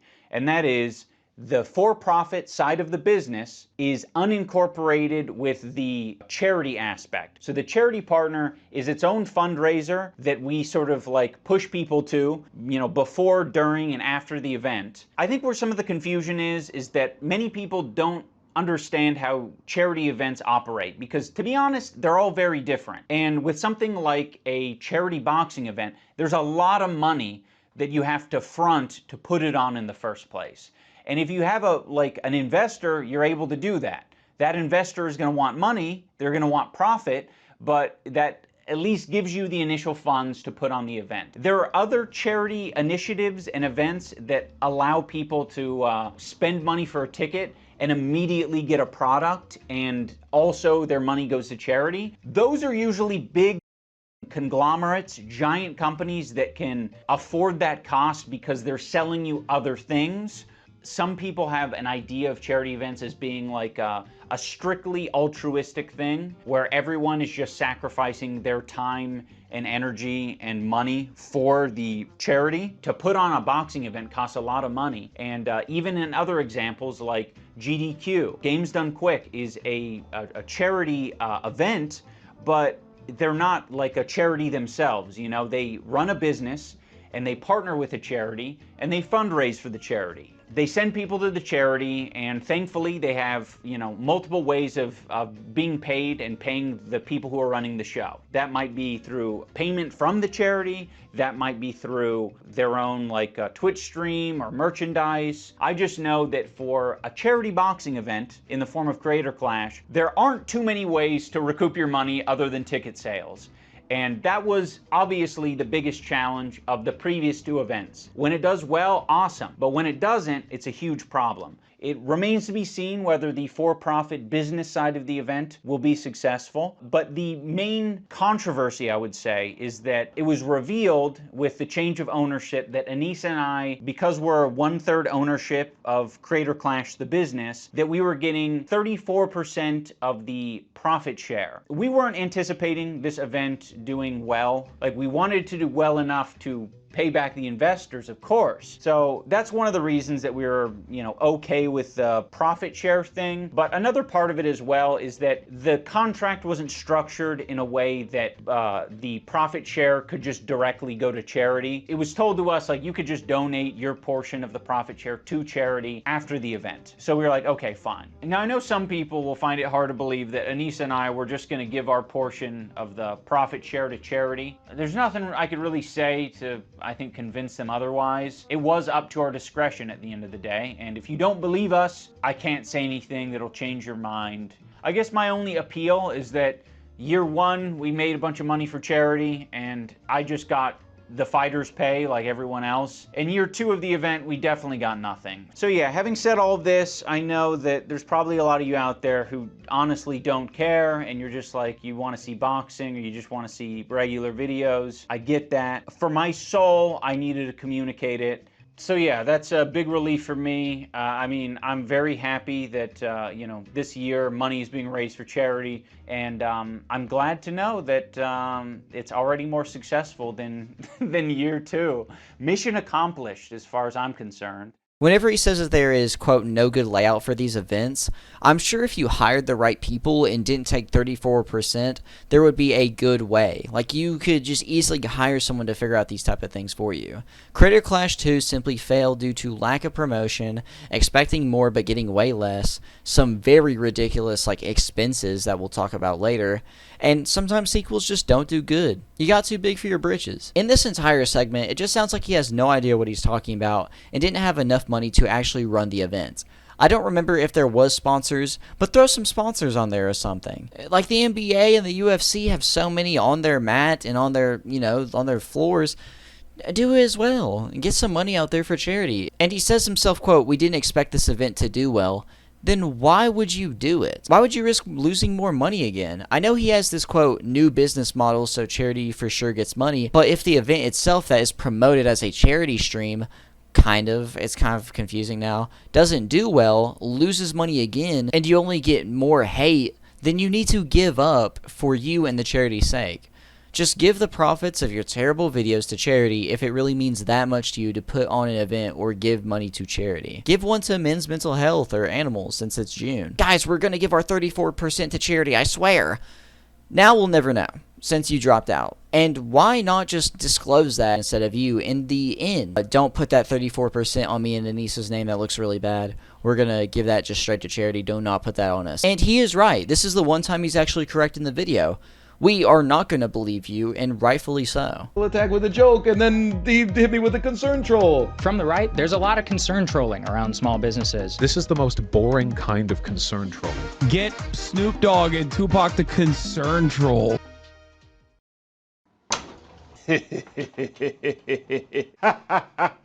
I've been working on my laugh lately. I'm trying to get it to a level where it's contagious. I haven't figured it out. I'll let you guys know when I figure it out. Hello everyone, welcome back to another episode of iDubbbz Complains. In the last couple of videos, I got a lot of comments. Now I don't have time to read all 150,000 comments, but I also don't want to let down my audience, you know? I want them to know that I hear you. I hear your concerns and I'm listening. I've put all 150,000 comments into the AI and I told it to condense it down into a singular comment that is representative of the whole. My hope is that the one comment will perfectly represent a small fragment of everyone in the audience, so everyone is equally happy. Okay, hold on a sec. So I'm kinda lost. Who's Hassan again? But hey, it's cool to see a content cop after all these years. Still, I gotta say, something feels different, man. Did we lose the plot somewhere? I miss the old days, but whatever. Keep doing you, I guess. Anyway, peace out. I'm gonna go rewatch some Filthy Frank now. I'm gonna be honest, I'm a big fan of the one comment because I feel like it perfectly encapsulates a comment from like a normie viewer who maybe watched you 5 years ago, but you know, they don't keep up with the drama or anything. When I first started my research on concerned trolling, I was trying to find scholars on the topic. I know it hasn't been around for that long, but I'm like, surely there's someone who is well versed in the art of the troll. He's mastered that art of trolling. To my surprise, the scholar on this topic is Anita Sarkeesian. Yeah, it's been almost a decade since like the Gamergate time, and go figure, the white guy 8 years later is like, I think Anita Sarkeesian was kind of onto something. There's a lot of on the internet, and they're kind of misogynistic too, I think. It's crazy what a little CTE or the love of a woman will do to you. Unfortunately, that's not the only species of concern troll out there. The most obvious definition for concern trolling is when someone is pretending to be concerned about a particular subject or cause, when in reality, they don't give a fuck. They're just doing it to either get attention, start a fight, derail a conversation. To be honest, it's very effective, because back in the day, you could identify someone trolling pretty easily, and you can kind of scroll past it. They'd have a name like, and they would say fake and gay. But nowadays it feels like the average troll is going to give you a paragraph or two, and you will not be able to identify straight away if someone with you or not. Do they hate me? Are they making a point here? Should I rethink my behavior? What the?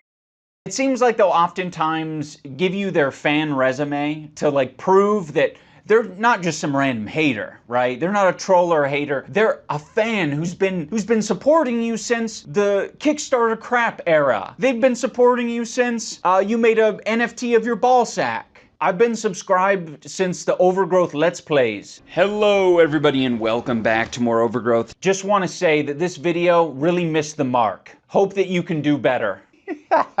Hope that you can do better is such a great thing to say. It's like, you're a piece of... Part of the reason I want to share this is because I know there are a lot of creators out there who have to deal with this on a regular basis. They have to be the ones to differentiate between authentic and inauthentic. And a lot of the time you just got to flip a coin or just ignore it outright. And it's really easy to say, like, I would handle that really well because my policy is to not give a shit about any of it. But obviously, if you do want to have some sort of relationship with your audience or the internet in general, you do have to give some percentage of attention to what's being said online. That's going to be different for everyone. Now, some people might be worried that I'm giving new strategies to all the trolls out there. But don't worry, they already know these strategies. This is kind of like I think this is in all of us, right? Like, if you want some attention, you're going to figure out a way to get the attention. If you want to with people, you'll figure out how to with people. This isn't like some secret sauce, really. There's a few different strategies of dealing with concerned trolls. You can obviously, you know, try to look into their post history, and if they don't come across as credible, if all their post history is wiped, then you can just say, I'm gonna err on the side of you're trolling me. When I listen to Tim Pool, he has like a little bit of a theory on, you know, the left versus right and who is doing more concerned trolling. Right has their concerned trolls, but it's rare. It rarely happens. On the left, it's endless because people like Patton Oswalt don't care about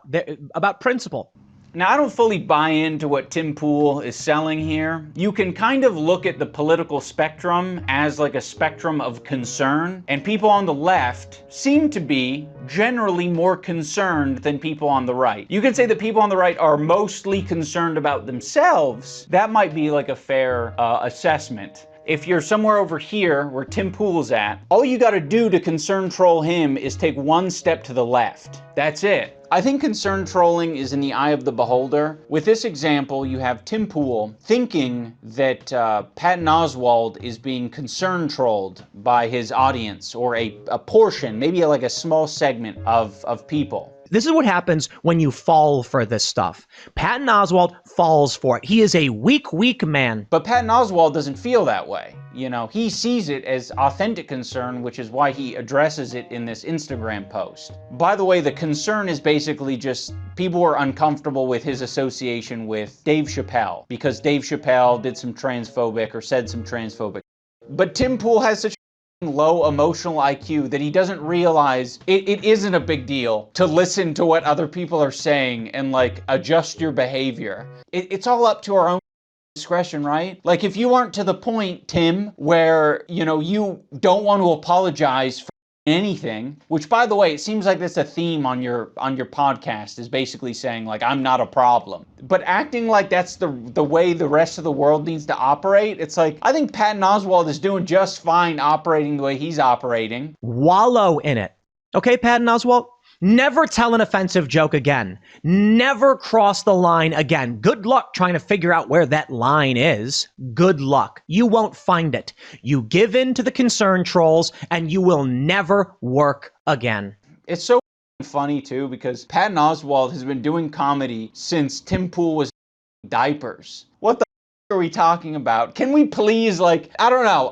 It feels like people like Tim Pool love to appeal to like authority all the time. In this scenario, can we please appeal to authority or acknowledge that this guy has tremendous authority over you in the world of comedy? Unless you think comedy is saying like, I went to a Jewish bakery the other day. They had bagels.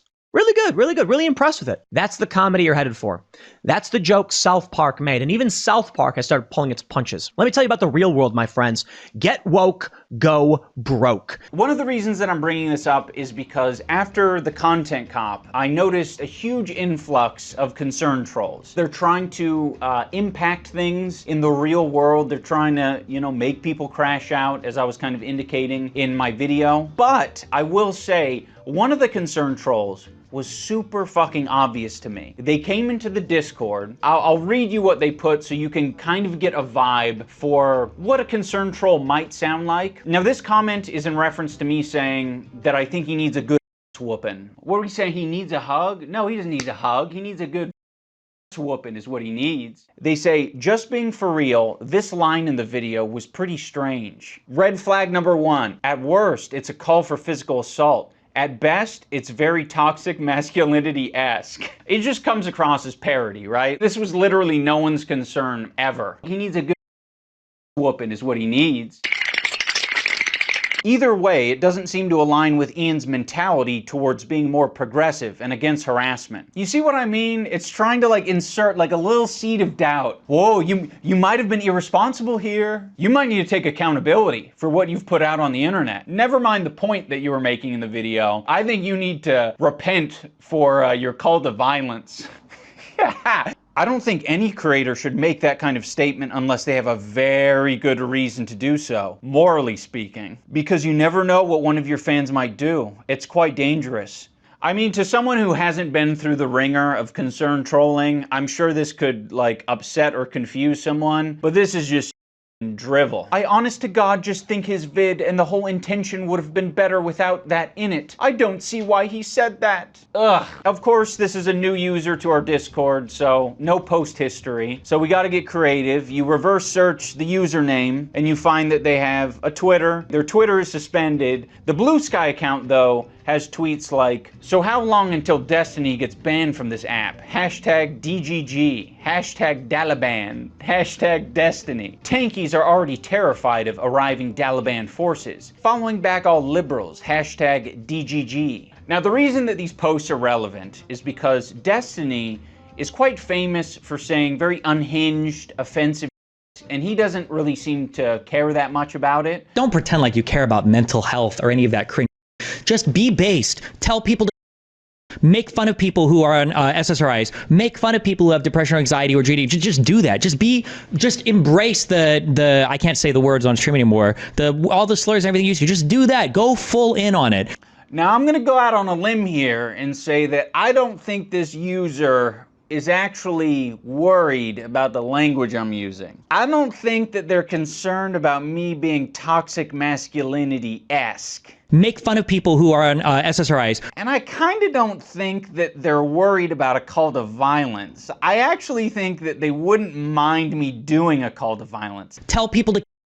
They actually might even be encouraged by a call to violence, if I had to guess, you know. I can only speculate based on #Dalaban, which is just some racist Twitter group. Ultimately, concern trolling is just saying something in bad faith. It's very similar to tone policing or sea lioning. But I didn't really want to talk about those because those feel different to me for some reason. Specifically sea lioning isn't even intuitive. You know, I've looked it up I think 3 times now, and I still don't. I mean, I get it. I just can't recall it easily. So in my mind, that means it's stupid. It's not working. I can't bust it out in the middle of a heated argument and say, you're sea lining me. See, it's because you grew whiskers in the middle of this debate. That means you're sea lining me. You started flapping your arms and going, oh, oh, oh. Therefore, you're sea lining. I mean, there you go. It feels like 2 people getting into a shouting match is more an accurate descriptor of sea lining than whatever it is. I think the least problematic part of being a concern troll is them taking a moderate position, potentially, because at that point you're just being a party pooper, or like a killjoy, a buzzkill.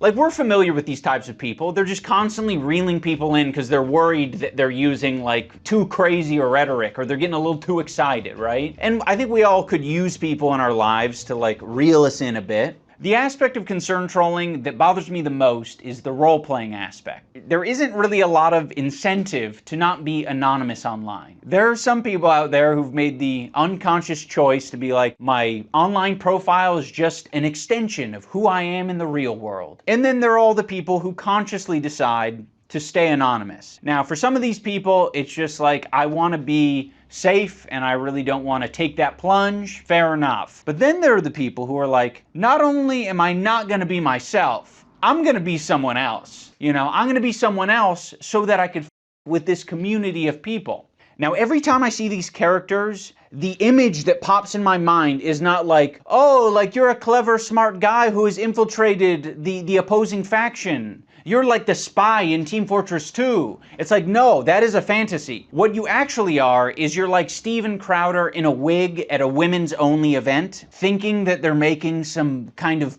grand point. Hi, I'm Stephanie with all the frequencies of the feminism, and I am here at the Women's March in Austin. We quickly found out that nobody questions, criticizes, nor runs security background checks on trannies. Hands up our pussies! The reason someone like Steven Crowder gets into this position is not because of his cunning. It's because people are like, oh, you're a weirdo freak. I'm staying, you know, 20 feet away from you at all times. Or I'm going to be a very non-judgmental person, and I'm not going to ask any questions about whatever you got going on here. We could get away with anything.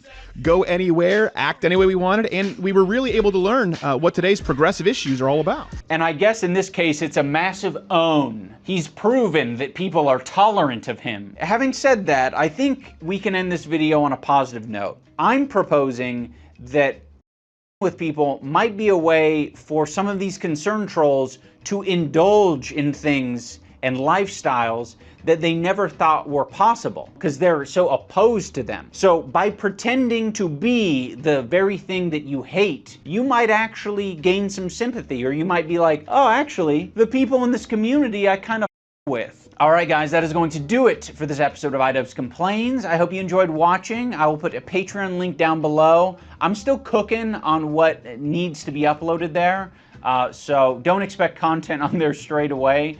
Thank you for all of your kind comments down below. I know that they're all going to be kind, just singular kind words like you rock.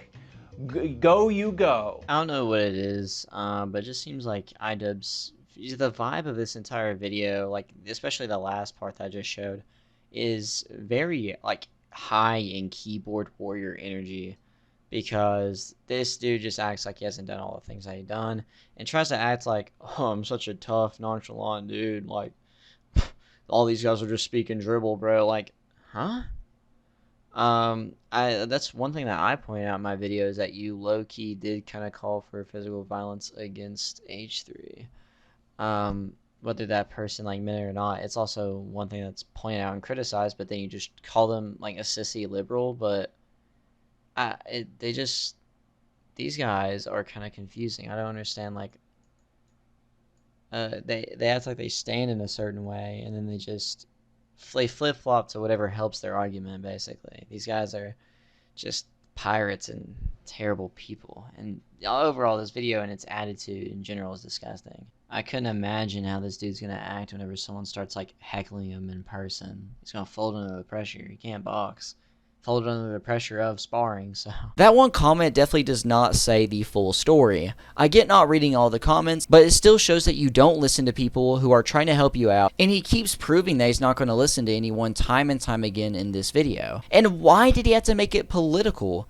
Like, a part of me wants to cut out like every single political piece of this video. I just don't understand it. Why couldn't he just left it not political and talked about the subject of concern, quote, concern trolling? Video got really tiring once he brought up the sides. I've never even heard the term, quote, concern trolling till now, and don't get what the big deal is. And even if it is a big deal to you, Ian, it's hypocritical, as you did the same thing making a content cop and a content deputy video on H3. So he's like, oh guys, these people are concern trolling me. But you did that to H3. But there was a lot of comments on this video, and they were all kind of funny. One guy, Frosty is me, says, no trolling, I'm genuinely concerned. Bob Riley 000444 says, this is not what podcasts are. Maximum 5690 says, the level of cognitive dissonance Ian is displaying here is very alarming to me. I'm honestly worried about him. He seems like he might be crashing out and possibly even abusing drugs. I think some, and it says read more. The next one's by DegDog11 saying, you think he pooped himself while I'm filming this? Justin Wanless says, guys, is Anisa's husband okay? Joe Mama Mo says, this is going to feed families in the commentary community. Yes, it will, hopefully. Make sure to like and subscribe. Pillows the Impaler says, this is how I know I am doing good in my life. I have never ever heard, quote, concern trolling was a thing. Alan321 says, did iDubbbz forget the last 2 videos he made? Lord of Terra 7145 says, bro tanked his own event because him and his girl couldn't stay out of drama. Hellpawn3391 says, this video is going to single-handedly bankroll Nicholas Dioria's retirement fund. NMDST says, I don't know how to communicate. Then why were you ever a boxing promoter? Communication is 100% of your job, lol. One, being a boxing promoter and owning something like this, you have to communicate not just to the fans, but you also have to communicate to the fighters, behind the scenes, the production, everything. Like, you wanted to do this, but you don't have any characteristics to do so. And here's H3 responses to the videos. First, we'll go off some screenshots. He posts on his Instagram story saying, please tune into the show tomorrow for what might end up being the most humiliating expose of all time, which I'll be talking about in my next part, which stay tuned for. It's insane. H3h3 says, Ian, did you see this example of concerned trolling showing Anisa tweets saying, okay, it's time for loved ones to step up for real, parents, partners, someone. I'm saying this so genuinely, it's okay to ask for help, please get help. I guess this is referring to H3 during one of his streams, because she's made multiple tweets that don't... I hate whenever people do that. It also just ages poorly whenever you're scrolling back like a long time later. You're like, what is she talking about? She looks schizo. She's talking about to no one. You have to know the context. H3 does another one saying, Ian, have you seen this example of concerned trolling? Showing the Content Cop H3 video. He also shows a clip of the recent iDubbbz video saying, is Ian the dumbest person alive? Tune in tomorrow to find out. And here's the clip. Since the Overgrowth Let's Plays, just want to say that this video really missed the mark. Hope that you can do better. Hope that you can do better is such a great thing to say. It's like, you're a piece of... Maybe if Ethan's able to get some help, maybe if he stops harassing other creators, maybe if he does these things, eventually he'll find peace and we can like rekindle our friendship. Here's also the clips from the podcast, as there was a couple that came out reacting to the video. But this video he's must be the most unself-aware person in the whole world. He made a video concern trolling me, and then he put out a video talking about how he hates concern trolling. It's actually mind-blowing. We like to troll. And by the way, I'm not even trying to be catty about this. I knew that people weren't going to stick around for him, like, because I know the audience he's courting, which is like these snarkers, right? They'll come for the bull and the hate, but they don't even like you to begin with. They're not going to watch your dumb content, and frankly, it's dumb. Nobody's going to watch it. So this dude Cameron F305, who made the content cop parody about Ian, well, he put out his content deputy in the same day, and he got more views than Ian's new video. And this dude has, well, he has 51,000 subs now, which is really cool, but he had like 3,000 or something when he started. This got more views than this. Cameron is doing a fantastic job. I think he's a star. This frankly shocked me that it didn't get more views. I thought more people would show up for this, but you know, that's what it is. Pretty sad state of affairs. But this next section is actually insane. Ian's coach and H3 collab. h3h3 Productions ended up getting a guest on the podcast that has done irreversible damage to Ian and his brand. It got to a point that I actually didn't even know could get this low. This guest is Ian's boxing coach, or ex-boxing coach, and his wife, who have a lot of untold details about behind the scenes of Ian and Anisa. Of untold details that I don't think Ian or Anisa could really respond to or cover at all well in a tweet, in a video, or what.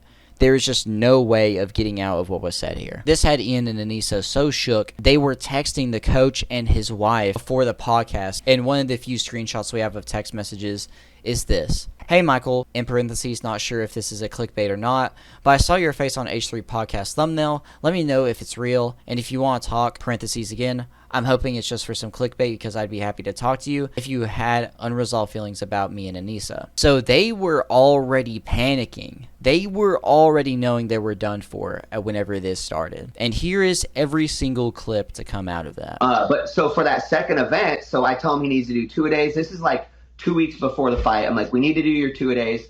And I said, my brand is at stake. Well, he went and told Anisa that I told him my brand was at stake. So the next day she comes into the gym super mad and she's like, our brand is at stake. We're $500,000 in the hole right now. And we're like, I wish I knew that. I wish I knew that at that time. I think a lot of the fighters would have liked to have known that. I don't think none of them needed to be in the dark about that, you know? Yes, completely. Well, and that's the thing. They said you guys didn't promote enough, but they weren't honest about the fact that they were spending the money from the ticket sales on the hotel, on flying people in, on all these other things. So it was just like, so those decisions, the gala decisions, were made while in the red. Yes, I have a question about that. So she was like, we're already down 500,000. And she still had time to cancel stuff when she said that? Like, how before the event was that? Yeah. I mean, it was 2 weeks. It was 2 weeks before the event. I mean, they knew she they could have were made some last minute moves. Yeah. They knew they were 500K in the hole long before that, right? That's just when they yelled at us about it. Yeah. So they could have definitely made moves to reduce spending. She wanted that award show so bad the next day. They really, really wanted to have that award show so she could give out awards. Once again, you had heard, like Ian said, he didn't want to have the fight just end and have everybody go home the next day. He said, I'll quote him because it's very rich. He says that the first time afterwards, he woke up and everybody was gone. And he found it super depressing because he didn't get a chance to process his trauma, which seems a little bit hyperbolic, frankly, if I'm being honest. I mean, it's like a self-inflicted charity event. I wouldn't call that exactly I wouldn't put that up with like maybe like fighting in a war. I don't know. But but I guess we all define trauma differently. But so he goes, so in that case, I wanted to throw a party afterwards where we could all talk to each other and process our trauma. And then he says, we lost money, but I don't regret throwing the after party. Details that you guys shared with me. For example, one being that I think it was you, Kate, that mentioned that he and Anisa did in fact pay for Hassan and all of his compadres to travel to and stay at Creator Clash 2. Yes. Yeah, so they were talking about that long before, about how they had to fly in all these people. First of all, they rented the hotel for over 300 creators and flew a lot of them in. When the first year it was much more scaled back. We just had a couple floors. of like some place, like a nice sweet place, but it wasn't extravagant at all. And then the second year, they did that full hotel for 300 creators. They flew a lot of people in. One of the people they flew in was Froggy Tonic, and they flew him in from France. That's insane. And Froggy had told us that he was there to salvage the documentary. Yeah. And that was super offensive to us because we're like, what do you mean salvage the documentary? And he said his job was to go around and like film Anisa having interactions with everyone. So we didn't know if that meant they were going to make the second documentary about how, or the actual documentary about how like Anisa was responsible for the event, because she did put a lot of work in for the first event and she did put a lot of work in for the second, but at the same time, in the first event, she didn't get credit for it. So she felt like she deserved all the credit. So I think that's why they paid Froggy Tonic to come film her and follow her around for the second event. But yeah, they flew in a lot of people. They rented out the whole hotel for 300 creators. And when we asked them if Ian's dad was going to be there, because he was there for the first event, they said they couldn't afford to fly Ian's dad in. It was too expensive. Yeah, I know. It's pretty sad. And Froggy Tonic told me directly, because I met him at the hotel, right, where we were all staying at in Tampa for CC2. And he was like, oh, you're the videographer that has all the content of Ian sparring. And I said, yes, I'm super excited. I've been waiting for this documentary, but it never came out. So I heard that you're taking it over now and you're going to help with the editing. And that's when Froggy Tonic told me that, yeah, Ian and Anisa brought out his whole crew from France. His whole crew? I think it was just him. Well, he had a few people that were holding the cameras, his camera guys. Because the interesting thing was that usually when like someone is a videographer, they would be the one filming most of the time. But it was interesting to me that he was just directing. Yeah, he was more directing. This fucking guy thinks he's Spielberg? Scorsese. What the hell's going on? First year that like, because she would always talk about a certain group of people. It was like somebody named Pokimane and all these other people, and she would always talk about how she wants like them to be there and she wants to be a part of their group. So a lot of it, and then so that's why like, and then the first year was like during that girl's birthday party. So no, sorry. Knowing that detail, it breaks my heart that she had to settle for denims. Yeah. I don't even know these people, but yeah. Yeah, and I mean, the only people I really know in the YouTube world is you guys, because you guys were so nice to us. Like, we got more clout from being on your show than we ever did from working with Ian, because he would never show any of the work we did. He would never, and then everybody else, it drove me crazy. Like, AB would shout out his coach, Wale, Lucky Boy, and then AB was AB was all about it, man. And because then we went back to the hotel, and then they were eating at Denny's, and they said we need to have a meeting, so I have to go to Denny's, and they pretty much then talked about how they were going to have to fire me because I reminded Ian of his father when his father would yell at him as a kid. It's alleged by Anisa herself that Ian has both bad breath and in his pants frequently. Do you have any data on that, having been in close proximity with him? No. Ian. I don't want to just talk about him, but like there would be times, for example, before the first event where he was talking about getting tonsil stones. And he was saying he was going to get strep throat because he had tonsil stones. Ew. And I said, Ian, tonsil stones don't cause strep throat. Tonsil stones are because you're not brushing your teeth. And so he was like, oh, okay, hygiene. And I'm like, yeah, fool, like you need to brush your teeth and use like... Wait, hold on. That shouldn't be something you need to hear from your boxing coach. Brush your teeth. That's something... that's it, knowledge he should have come to you with. Yeah. He was worried about getting sick. Like, so, So was it Creator Clash 1 or 2 where Anisa sent us, it was the day of training for one of the CC 1 or 2, I can't remember which one. And she sent us a photo of his tongue. And she said, oh, I think he might have like bad breath and it's causing... Wait, she said tonsil stones. Hold on. Go back. Why did she send you a picture of his tongue? They thought it would show us that he was going to get strep throat. Yeah, so he couldn't come. And I'm like, because they were trying to say he's going to get sick before the event. And it can happen if you train too hard before an event. You run your immune system down so then you can get sick. But we weren't training too hard for him to get sick. Yeah. He's fine releasing everything. But she won't talk to him about it. I'm just like, what the hell? Yeah. And like, I didn't feel like guys, it was my I got to sit on that for a sec. he stunk up the gym so bad you had to move him away from people. Yes. Okay. Okay. Hold on. Let me just sit with that. 0.5 hotter, as if like his breath didn't stink all the time.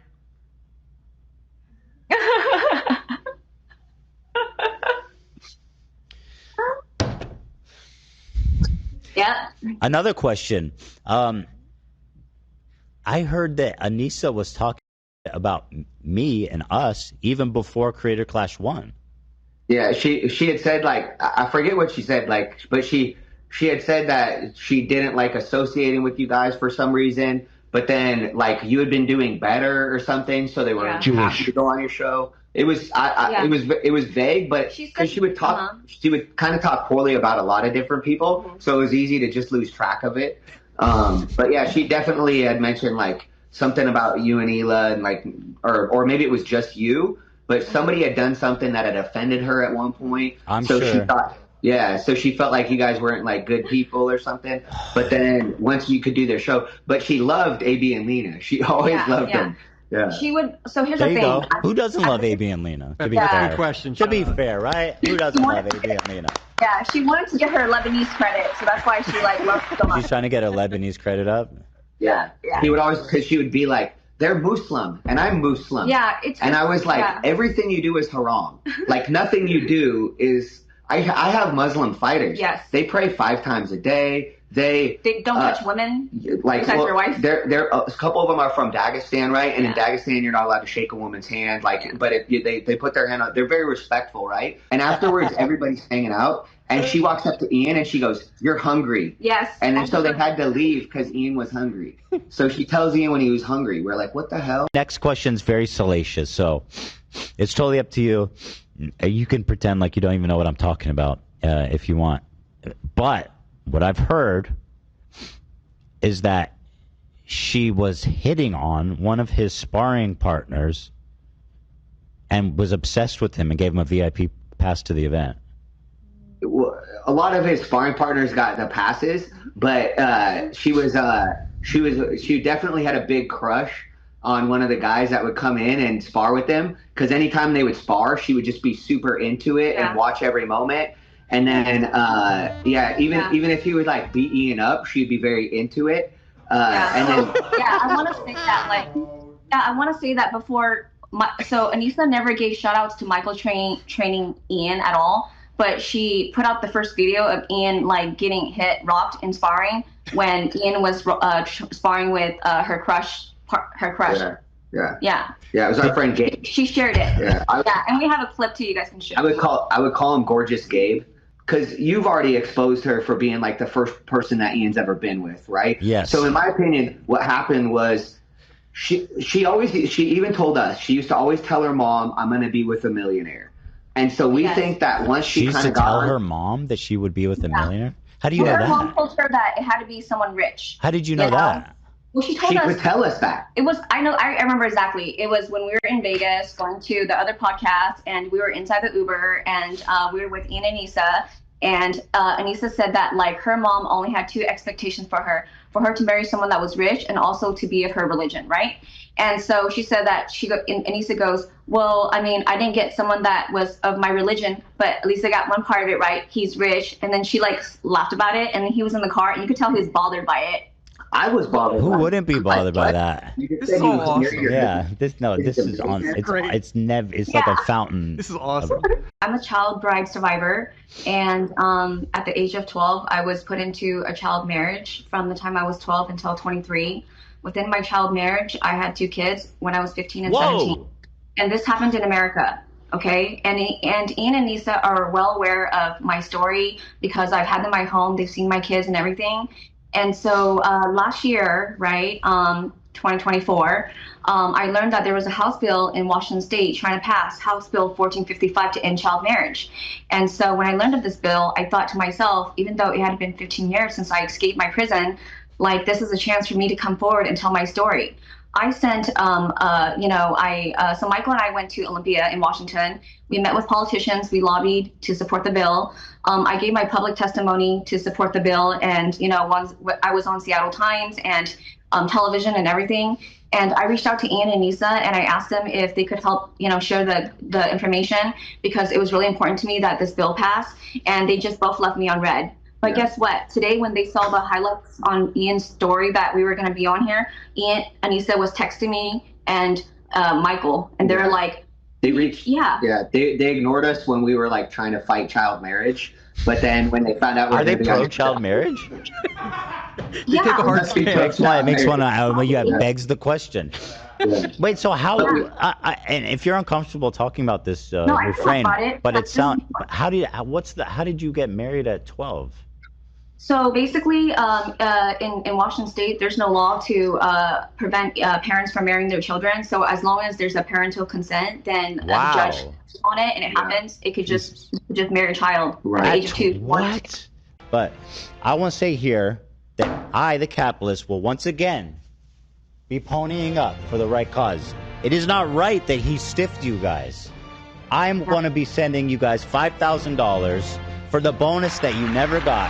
Whoa. Oh my God. Because he should have never fucked you guys. That's insane. It's my pleasure to do it. I'm going to send you guys that money. You should have got more than it from him, frankly. But once again, let's just bask. Hassan doesn't pay his moderators. His mods are on stream begging for money. Look it up. Yet, look at me, right? Go ahead, Tom. Say something nice about me. You're just an amazing person. You look very handsome in the suit today. You're generous with your money. You're just all around good guy, good family guy, great dad and husband. Thank you. Common yes never. I'll say thanks for reimbursing me and Lena for her training. That was very nice. The check cleared. I can't believe you're giving me $5,000. This is crazy, dude. I was coming here just for That's nuts. Oh, you said, sorry, I didn't hear you. You said you were going to give him money too, Harley? Yeah, Harley. What'd you say? Before he was supposed to start training for his fight camp, right?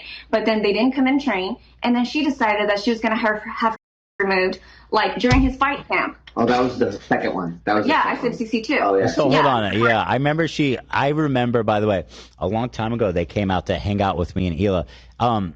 And, I find it interesting that she seemed to have always hated me, despite, pretending to be my friend for a long time. But she came over and we were hanging out and she just was like, so I'm getting fake boobs. And I was like, okay, great. Good for you. And then next thing I know, she had him removed. Like less than a year later, I was like, okay, I guess, what? Why? What was she saying, that it was uncomfortable or something?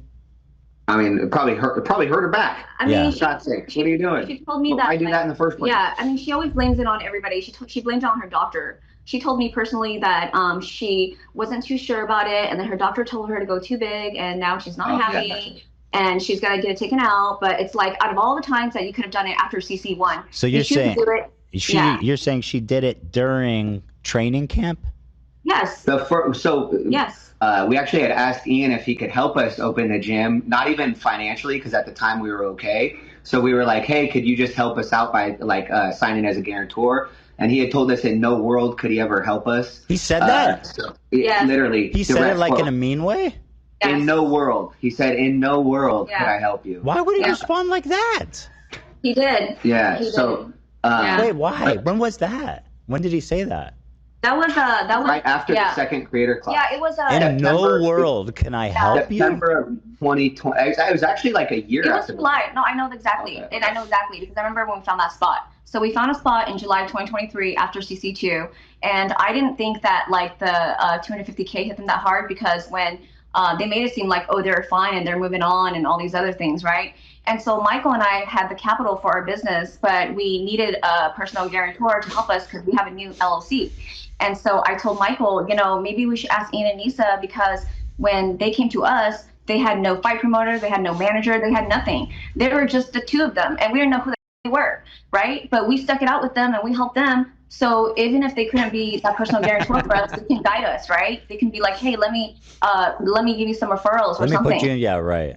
Yeah, but instead they responded with, in no world would we help you guys. Why so mean? Why were they so mean? And I I believe that was Anisa texting, not Ian, because those are her words. She always uses the words "in no world." That's her favorite word. By the way, there's this clip here I want to watch. I've been having it on standby. It's when you reference the toxic masculinity comment aimed towards you. Let me see. Boxing. Oh, you don't have time or energy to do anything other than boxing. There's just like a lot of things that I've had to learn along the way. Like my coach is a tough guy. You know, he's got a little of the toxic male qualities, and it's made it hard sometimes because... Shut the up, dude. Yep. Like, dude, please. Like, I don't understand. You were literally made videos with Filthy Frank, okay? And now you're like, I can't. He was a little toxic, and it made it hard for me. It's like, shut the up, dude. Yeah, and by the way, compared to all the other coaches that I know, you came off seeming like super nice and like not pushy. Yeah. I know how to be soft with certain people, and then I'll be harder with other people. But if they can't, the sport's already so hard to begin with. This is one of the things I've been involved in fighting for over 25 years. So the sport is so hard to begin with that if you're getting more from your coach than you can handle, you're going to have a bad performance, right? So each person you have to treat so differently. So some of my fighters might need me to yell at them, slap them before the event, and really like get to a different kind of savagery. And then other people are very soft. And so you kind of, well, mostly Ian was the softest, but... Is he the softest fighter you've ever trained?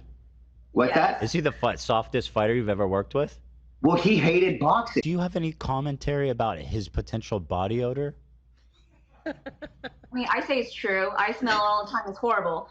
A good example is this, because Michael's so nice and he doesn't want to say it, but here's the thing. When we're in fight camp, he does 2 hours in the morning and 2 hours in the evening, okay? For the first fight he did. Well, yeah, for the first part of the first fight, not for the actual camp. Correct. During the camp was when he cut out his 2 days, and that was the most important time to be doing 2 days. Yes, so he would smell so bad that when he comes back in the afternoon to train, he doesn't shower in between his sessions. And so like the coaches that are training other, members there would just like look at us with the weirdest face, like a stink face. And then Michael would try to take Ian to the corner where there's not a lot of members of the gym, so they don't have to smell it. I try to take him to the open doorway. Yeah, so that does happen. I'm not lying. It's true. He doesn't shower. We're with them for 2 to 3 weeks at a period of time. That's a long time to be with someone. You learn so much about the person. And then you start to realize, wow, everything that, I don't want to say, their enemy's name. What's his name? Sam. Like, I don't want to say he's right, but when we saw that video drop, I was he's like, right. oh my God. You could say it. I was like, the one where he's like, well, hold on. So there's a video of Sam Hyde, and he goes, she's going to ruin his life. Mark my words. I guarantee it. Is that the one you're talking about? Yes, Anisa was the one that showed it to us because we didn't know nothing. What was funny, too, is like... I was just thinking about that on the way to work because I saw that clip, too. And I was like Sam... Yeah. He was right. Almost looked like him. That's crazy. we know this guy. He's the finance guy. Yeah. Very nice guy. Very nice. And like, so what happened? How did he off Anisa? So he owns properties. No, I'm just well, that was kind of it. But when they did his show, because we went to Vegas to promote the event, and when he went to do his podcast, he didn't have a chair for her. So she was super offended by that. She was so Jewish. Yeah. Did he not get her a chair? Is he by chance Jewish? I don't know. What's that? Is he Jewish? Oh, Stefan, good question. Good question. Yeah. You're obviously Jewish. Well, she might have thought so. If you hear. Yeah, she might have thought so. She was so because he had her. She was complaining about it, and he had a chair for Ian, but not one for her. So she had to sit in the back, far away, and she wasn't in frame. And so she thought that was so offensive that he would, like do a podcast with Ian and not. Wait, let me pull that up. Tell Anisa directly that, like, Anisa, we're very disappointed in you and Ian for never promoting us and giving us credit for anything. And the fact that you still continue to this day, like, not give us credit for anything, it would make me feel better if you would take down that photo that I took of you and Michael boxing together. I know you like to put it up on your Twitter account and all your media outlets because you still want to flex that you're a boxing expert, but please take that video down because it tarnishes our brand, and I don't want it on there. And you don't support us, so take it down. That seems like a modest. Tell Anisa directly that, like, you know, Anisa, we're very disappointed in you and Ian for never promoting us and giving us credit for anything. And the fact that you still continue to this day, like, not give us credit for anything, it would make me feel better if you would take down that photo that I took of you and Michael boxing together. I know you like to put it up on your Twitter account and all your media outlets because you still want to flex that you're a boxing expert, but please take that video down because it tarnishes our brand, and I don't want it on there. You know, and you don't support us, so take it down. That seems like a modest. To give a recap of my own here, so they talked more about stupid expenses such as buying and paying for anyone but Anisa's dad to show up to this event. It doesn't make sense that you pay for a lot of people that can pay their own way to the event. Like, most of the people that were talked about have money or are streamers and big streamers that have millions of dollars. Like, they could easily pay their own way here. It just seems like you were desperate to have people there, so you paid for their way there, which is really sad. It doesn't help the event really succeed. It also seems like they were trying to do anything but fight for the second event, as there was reason after reason Ian could possibly be sick. Look at his tongue, man. Look at his tongue. He has strep. He has strep. He has strep. Like 6 times over. It's insane. Ian also has terrible hygiene, as you know, it's been talked about before by Anisa, but this sounds bad. They also admitted behind the scenes that they were not rocking with H3 while still technically being friends and on good grounds with them, at least in public. Also, they probably don't rock with a lot of other people they hang out with, apparently. It seems like they were only being friends for the promotion of the event on H3's show, so basically to get on the H3 podcast and use that platform to promote their event, and that's the only reason why they were friends still. Anisa also has a crush on someone who would beat Ian up and be his sparring partner, which is insane. She also is a gold digger, from what it sounds like. They ignored a child marriage bill that a girl asked help for. Something that's so uncontroversial, something that both sides, quote sides, could get like along with, and they ignore it. It makes it seem like they're pro-child marriage. What is controversial other than, you know, people that need to be put in jail about, you know, being against child marriage? Also, trashing your coach on different occasions. And how are you going to be a punk about how your coach acts towards you, which wasn't really that bad? And it's also expected. It is a combat sport. The combat sport of boxing. And you expect to have a light-hearted coach. Dude, you're about to go out there and get beat up. No. There was such a lack of, like, you know, like any mental capacity. Ethan, after this live stream, posted a couple of Instagram stories. The first one is the picture of him going goblin mode. The second is saying, something I missed, Anisa allegedly scheduled Creator Clash 1 on Pokemon's birthday out of spite, showing that the day of Creator Clash 1 was on the same day as her birthday. I don't know why it'd be out of spite. Before I show the clip, he posted another Instagram story saying, honey, a new Anisa publicly humiliating Ian just dropped. And here's the clip. He was in the shower, like coughing in the morning, and I filmed it because I thought we were going to do a documentary, so I like filmed him coughing in the shower. All night he was coughing. I was like, oh my god, this is going to be so bad. He also had fractured shins, but like, you can fight on fractured shins, but you couldn't be as bouncy. But we found that out. People are going to be saying excuses, I know. for the fight from a year ago. From a year ago. Let me just add, he still would have lost to Dr. Mike even if he could breathe and didn't have fractured shins. No, that's valid. Yeah, no, it was, I mean... She hates Ian. There's no way you're going to be like, yeah, he has stinky butt breath, he stinks a lot, he coughs up a lot, he looks really pathetic and weak all the time. You know what I mean? Like, it's insane. H3 made another Instagram post saying, if at any point you begin to feel bad for Ian, just remember this. This dude looked into a camera lens, edited the footage, and uploaded a video just to find the CPS visit to our home. No mercy. And here is a long, extended version that some Redditor posted. I wish I had their ad, but I don't. A Redditor posted giving a, like, complete rundown, a script of all the bullet points and stuff that happened during the live stream. Anisa rented out a whole hotel for 300 people for Creator Clash, flying many of them in on her own dime, and then said she didn't have money to fly in Ian's dad. Michael had to train Anisa every half of the session. Ian said she, quote, needs to train. This is when Anisa had already dropped out. She related Will Smith slapping Chris Rock to Ian having to defend her online.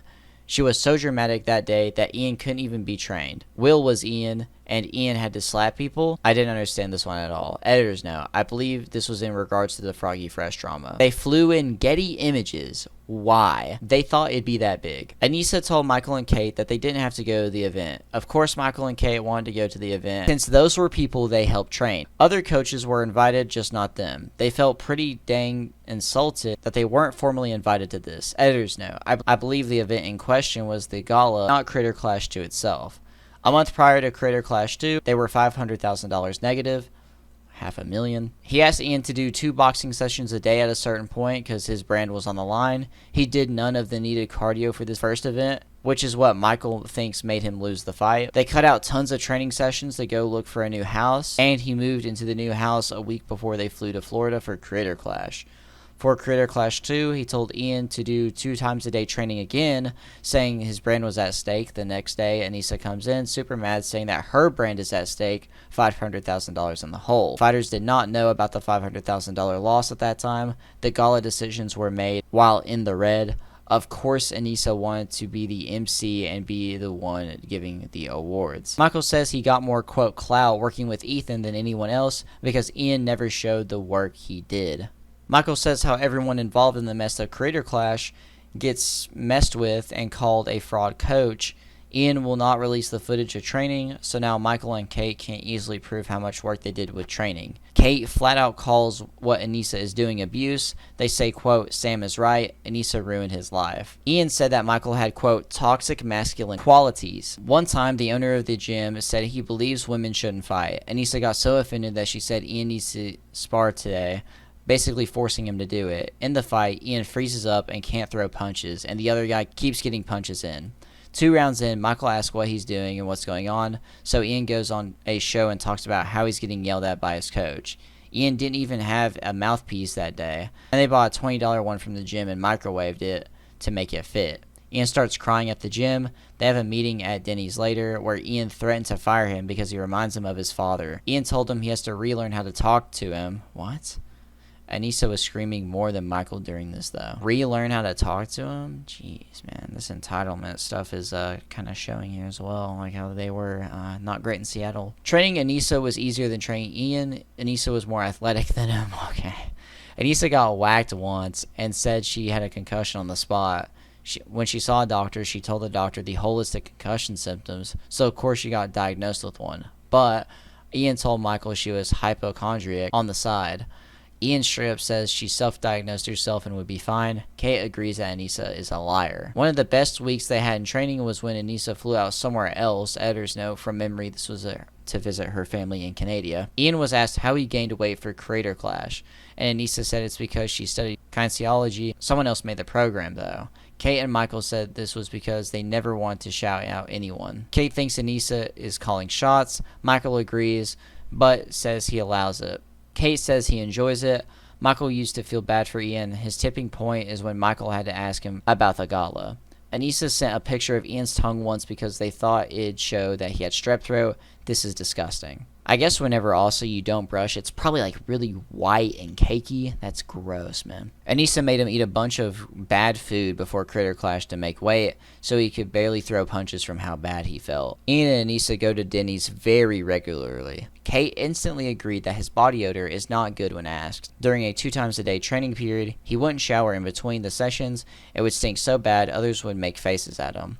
Michael had to move him away to the corner so others couldn't smell him when he was training. When Anisa was asked about the 300 creators in Critter Clash, she said it was mostly communists and sex workers behind the scenes. They confirmed that most of the fans were H3 fans at Critter Clash. Ian was annoyed at Michael/Kate put out a reel of him training with someone else. He called and told them that they shouldn't put out content without informing Anisa and Ian first. Neither Ian or Anisa were in the video. Anisa walked up to Ian after training once and told him that he was hungry, so they left to eat. Told him that he's hungry, by the way. Kate mentions that every session had to be followed up with a therapy session from him and Anisa. What? Dude, you're just not meant for the game, bro. This dude... could he win a street fight? Anisa tried to put on music at the gym for an hour. A coach said she'd take her off the gym music, and she got offended. Michael said it wasn't really gym music. and it was, quote, 12-year-old girl emo music. This is in a 4,000 to 5,000 square foot gym, and they all got forced to listen to her cruddy music. After that, she left and went to go cry in the car. Next day, they came in a train. They told Kate they don't know how she could date Michael since he doesn't respect women. That's insane. So, playing the victim. When asked if Anisa is anti-Semitic, Michael said it's hard to say no. After sharing that Michael's mom is half Jewish/Italian, Anisa started distancing herself. What in the world? I didn't even know about that part. That's insane. Before I end the video, I actually have some funny stuff to show you all. Chris the Narc says, bro, the tattoo theory of Ian and his wife just pointing at random drawings at the tattoo shop and getting them just got confirmed. Kayua's Top Gal shows a screenshot of a comment, which has also been shared around by other people as well. But this person on the iDubbbz like content cop or content deputy video says, it's wild how a bunch of washed up American YouTubers made Israel/Palestine crisis about themselves. Which is true. Like how like privileged they are to be able to just sit there with all of their money, if they still have any, and stress about like all these foreign issues and make it their entire personality, and also make it about themselves more than anything. And apparently Hassan has been doing that a lot recently. I just think it's funny that a bunch of white dudes that have no connection to this are overly making it about themselves and overly stressing about something like this. Shout out to Yi as well, also known as Ock20000, as he is the person I got a bunch of the clips and stuff from. It says, took me way too long to notice Harley's background. Here's Harley's background of his interaction on the h3h3 live stream, and then here is Hassan's setup as well. So he got a like I guess AI image or something to copy Hassan's thing, but also add his own personal twist to it, which is pretty funny. And the background got even better. I don't know if he added this or if this is Photoshop, but this is pretty funny, where he has Ethan just sitting in the back. Oh, and then there's also some extra additions, like a picture of Harley and his dog, a picture of Hassan in the bottom, a picture of H3 and Hila. There's some other pictures as well here. I think the one of him going goblin mode in the background, and I don't know what Jolly Love is, but there's something with that there too. And there's also a picture, if you didn't notice during the clips, Harley is using Keemstar's old setup for Drama Alert. But that is all I got for the funnies and stuff like that. Thank you all for watching. Make sure to like and subscribe for more. I hope you all enjoyed the video. More videos are on the way. Make sure to follow my Twitter. It is linked in the description below. Make sure to like and subscribe and comment what y'all thought about this situation. But to end this video off, I'm going to be giving you all some very wise words from Sam Hyde himself. And in the end, I'm PERK30, and keep God close.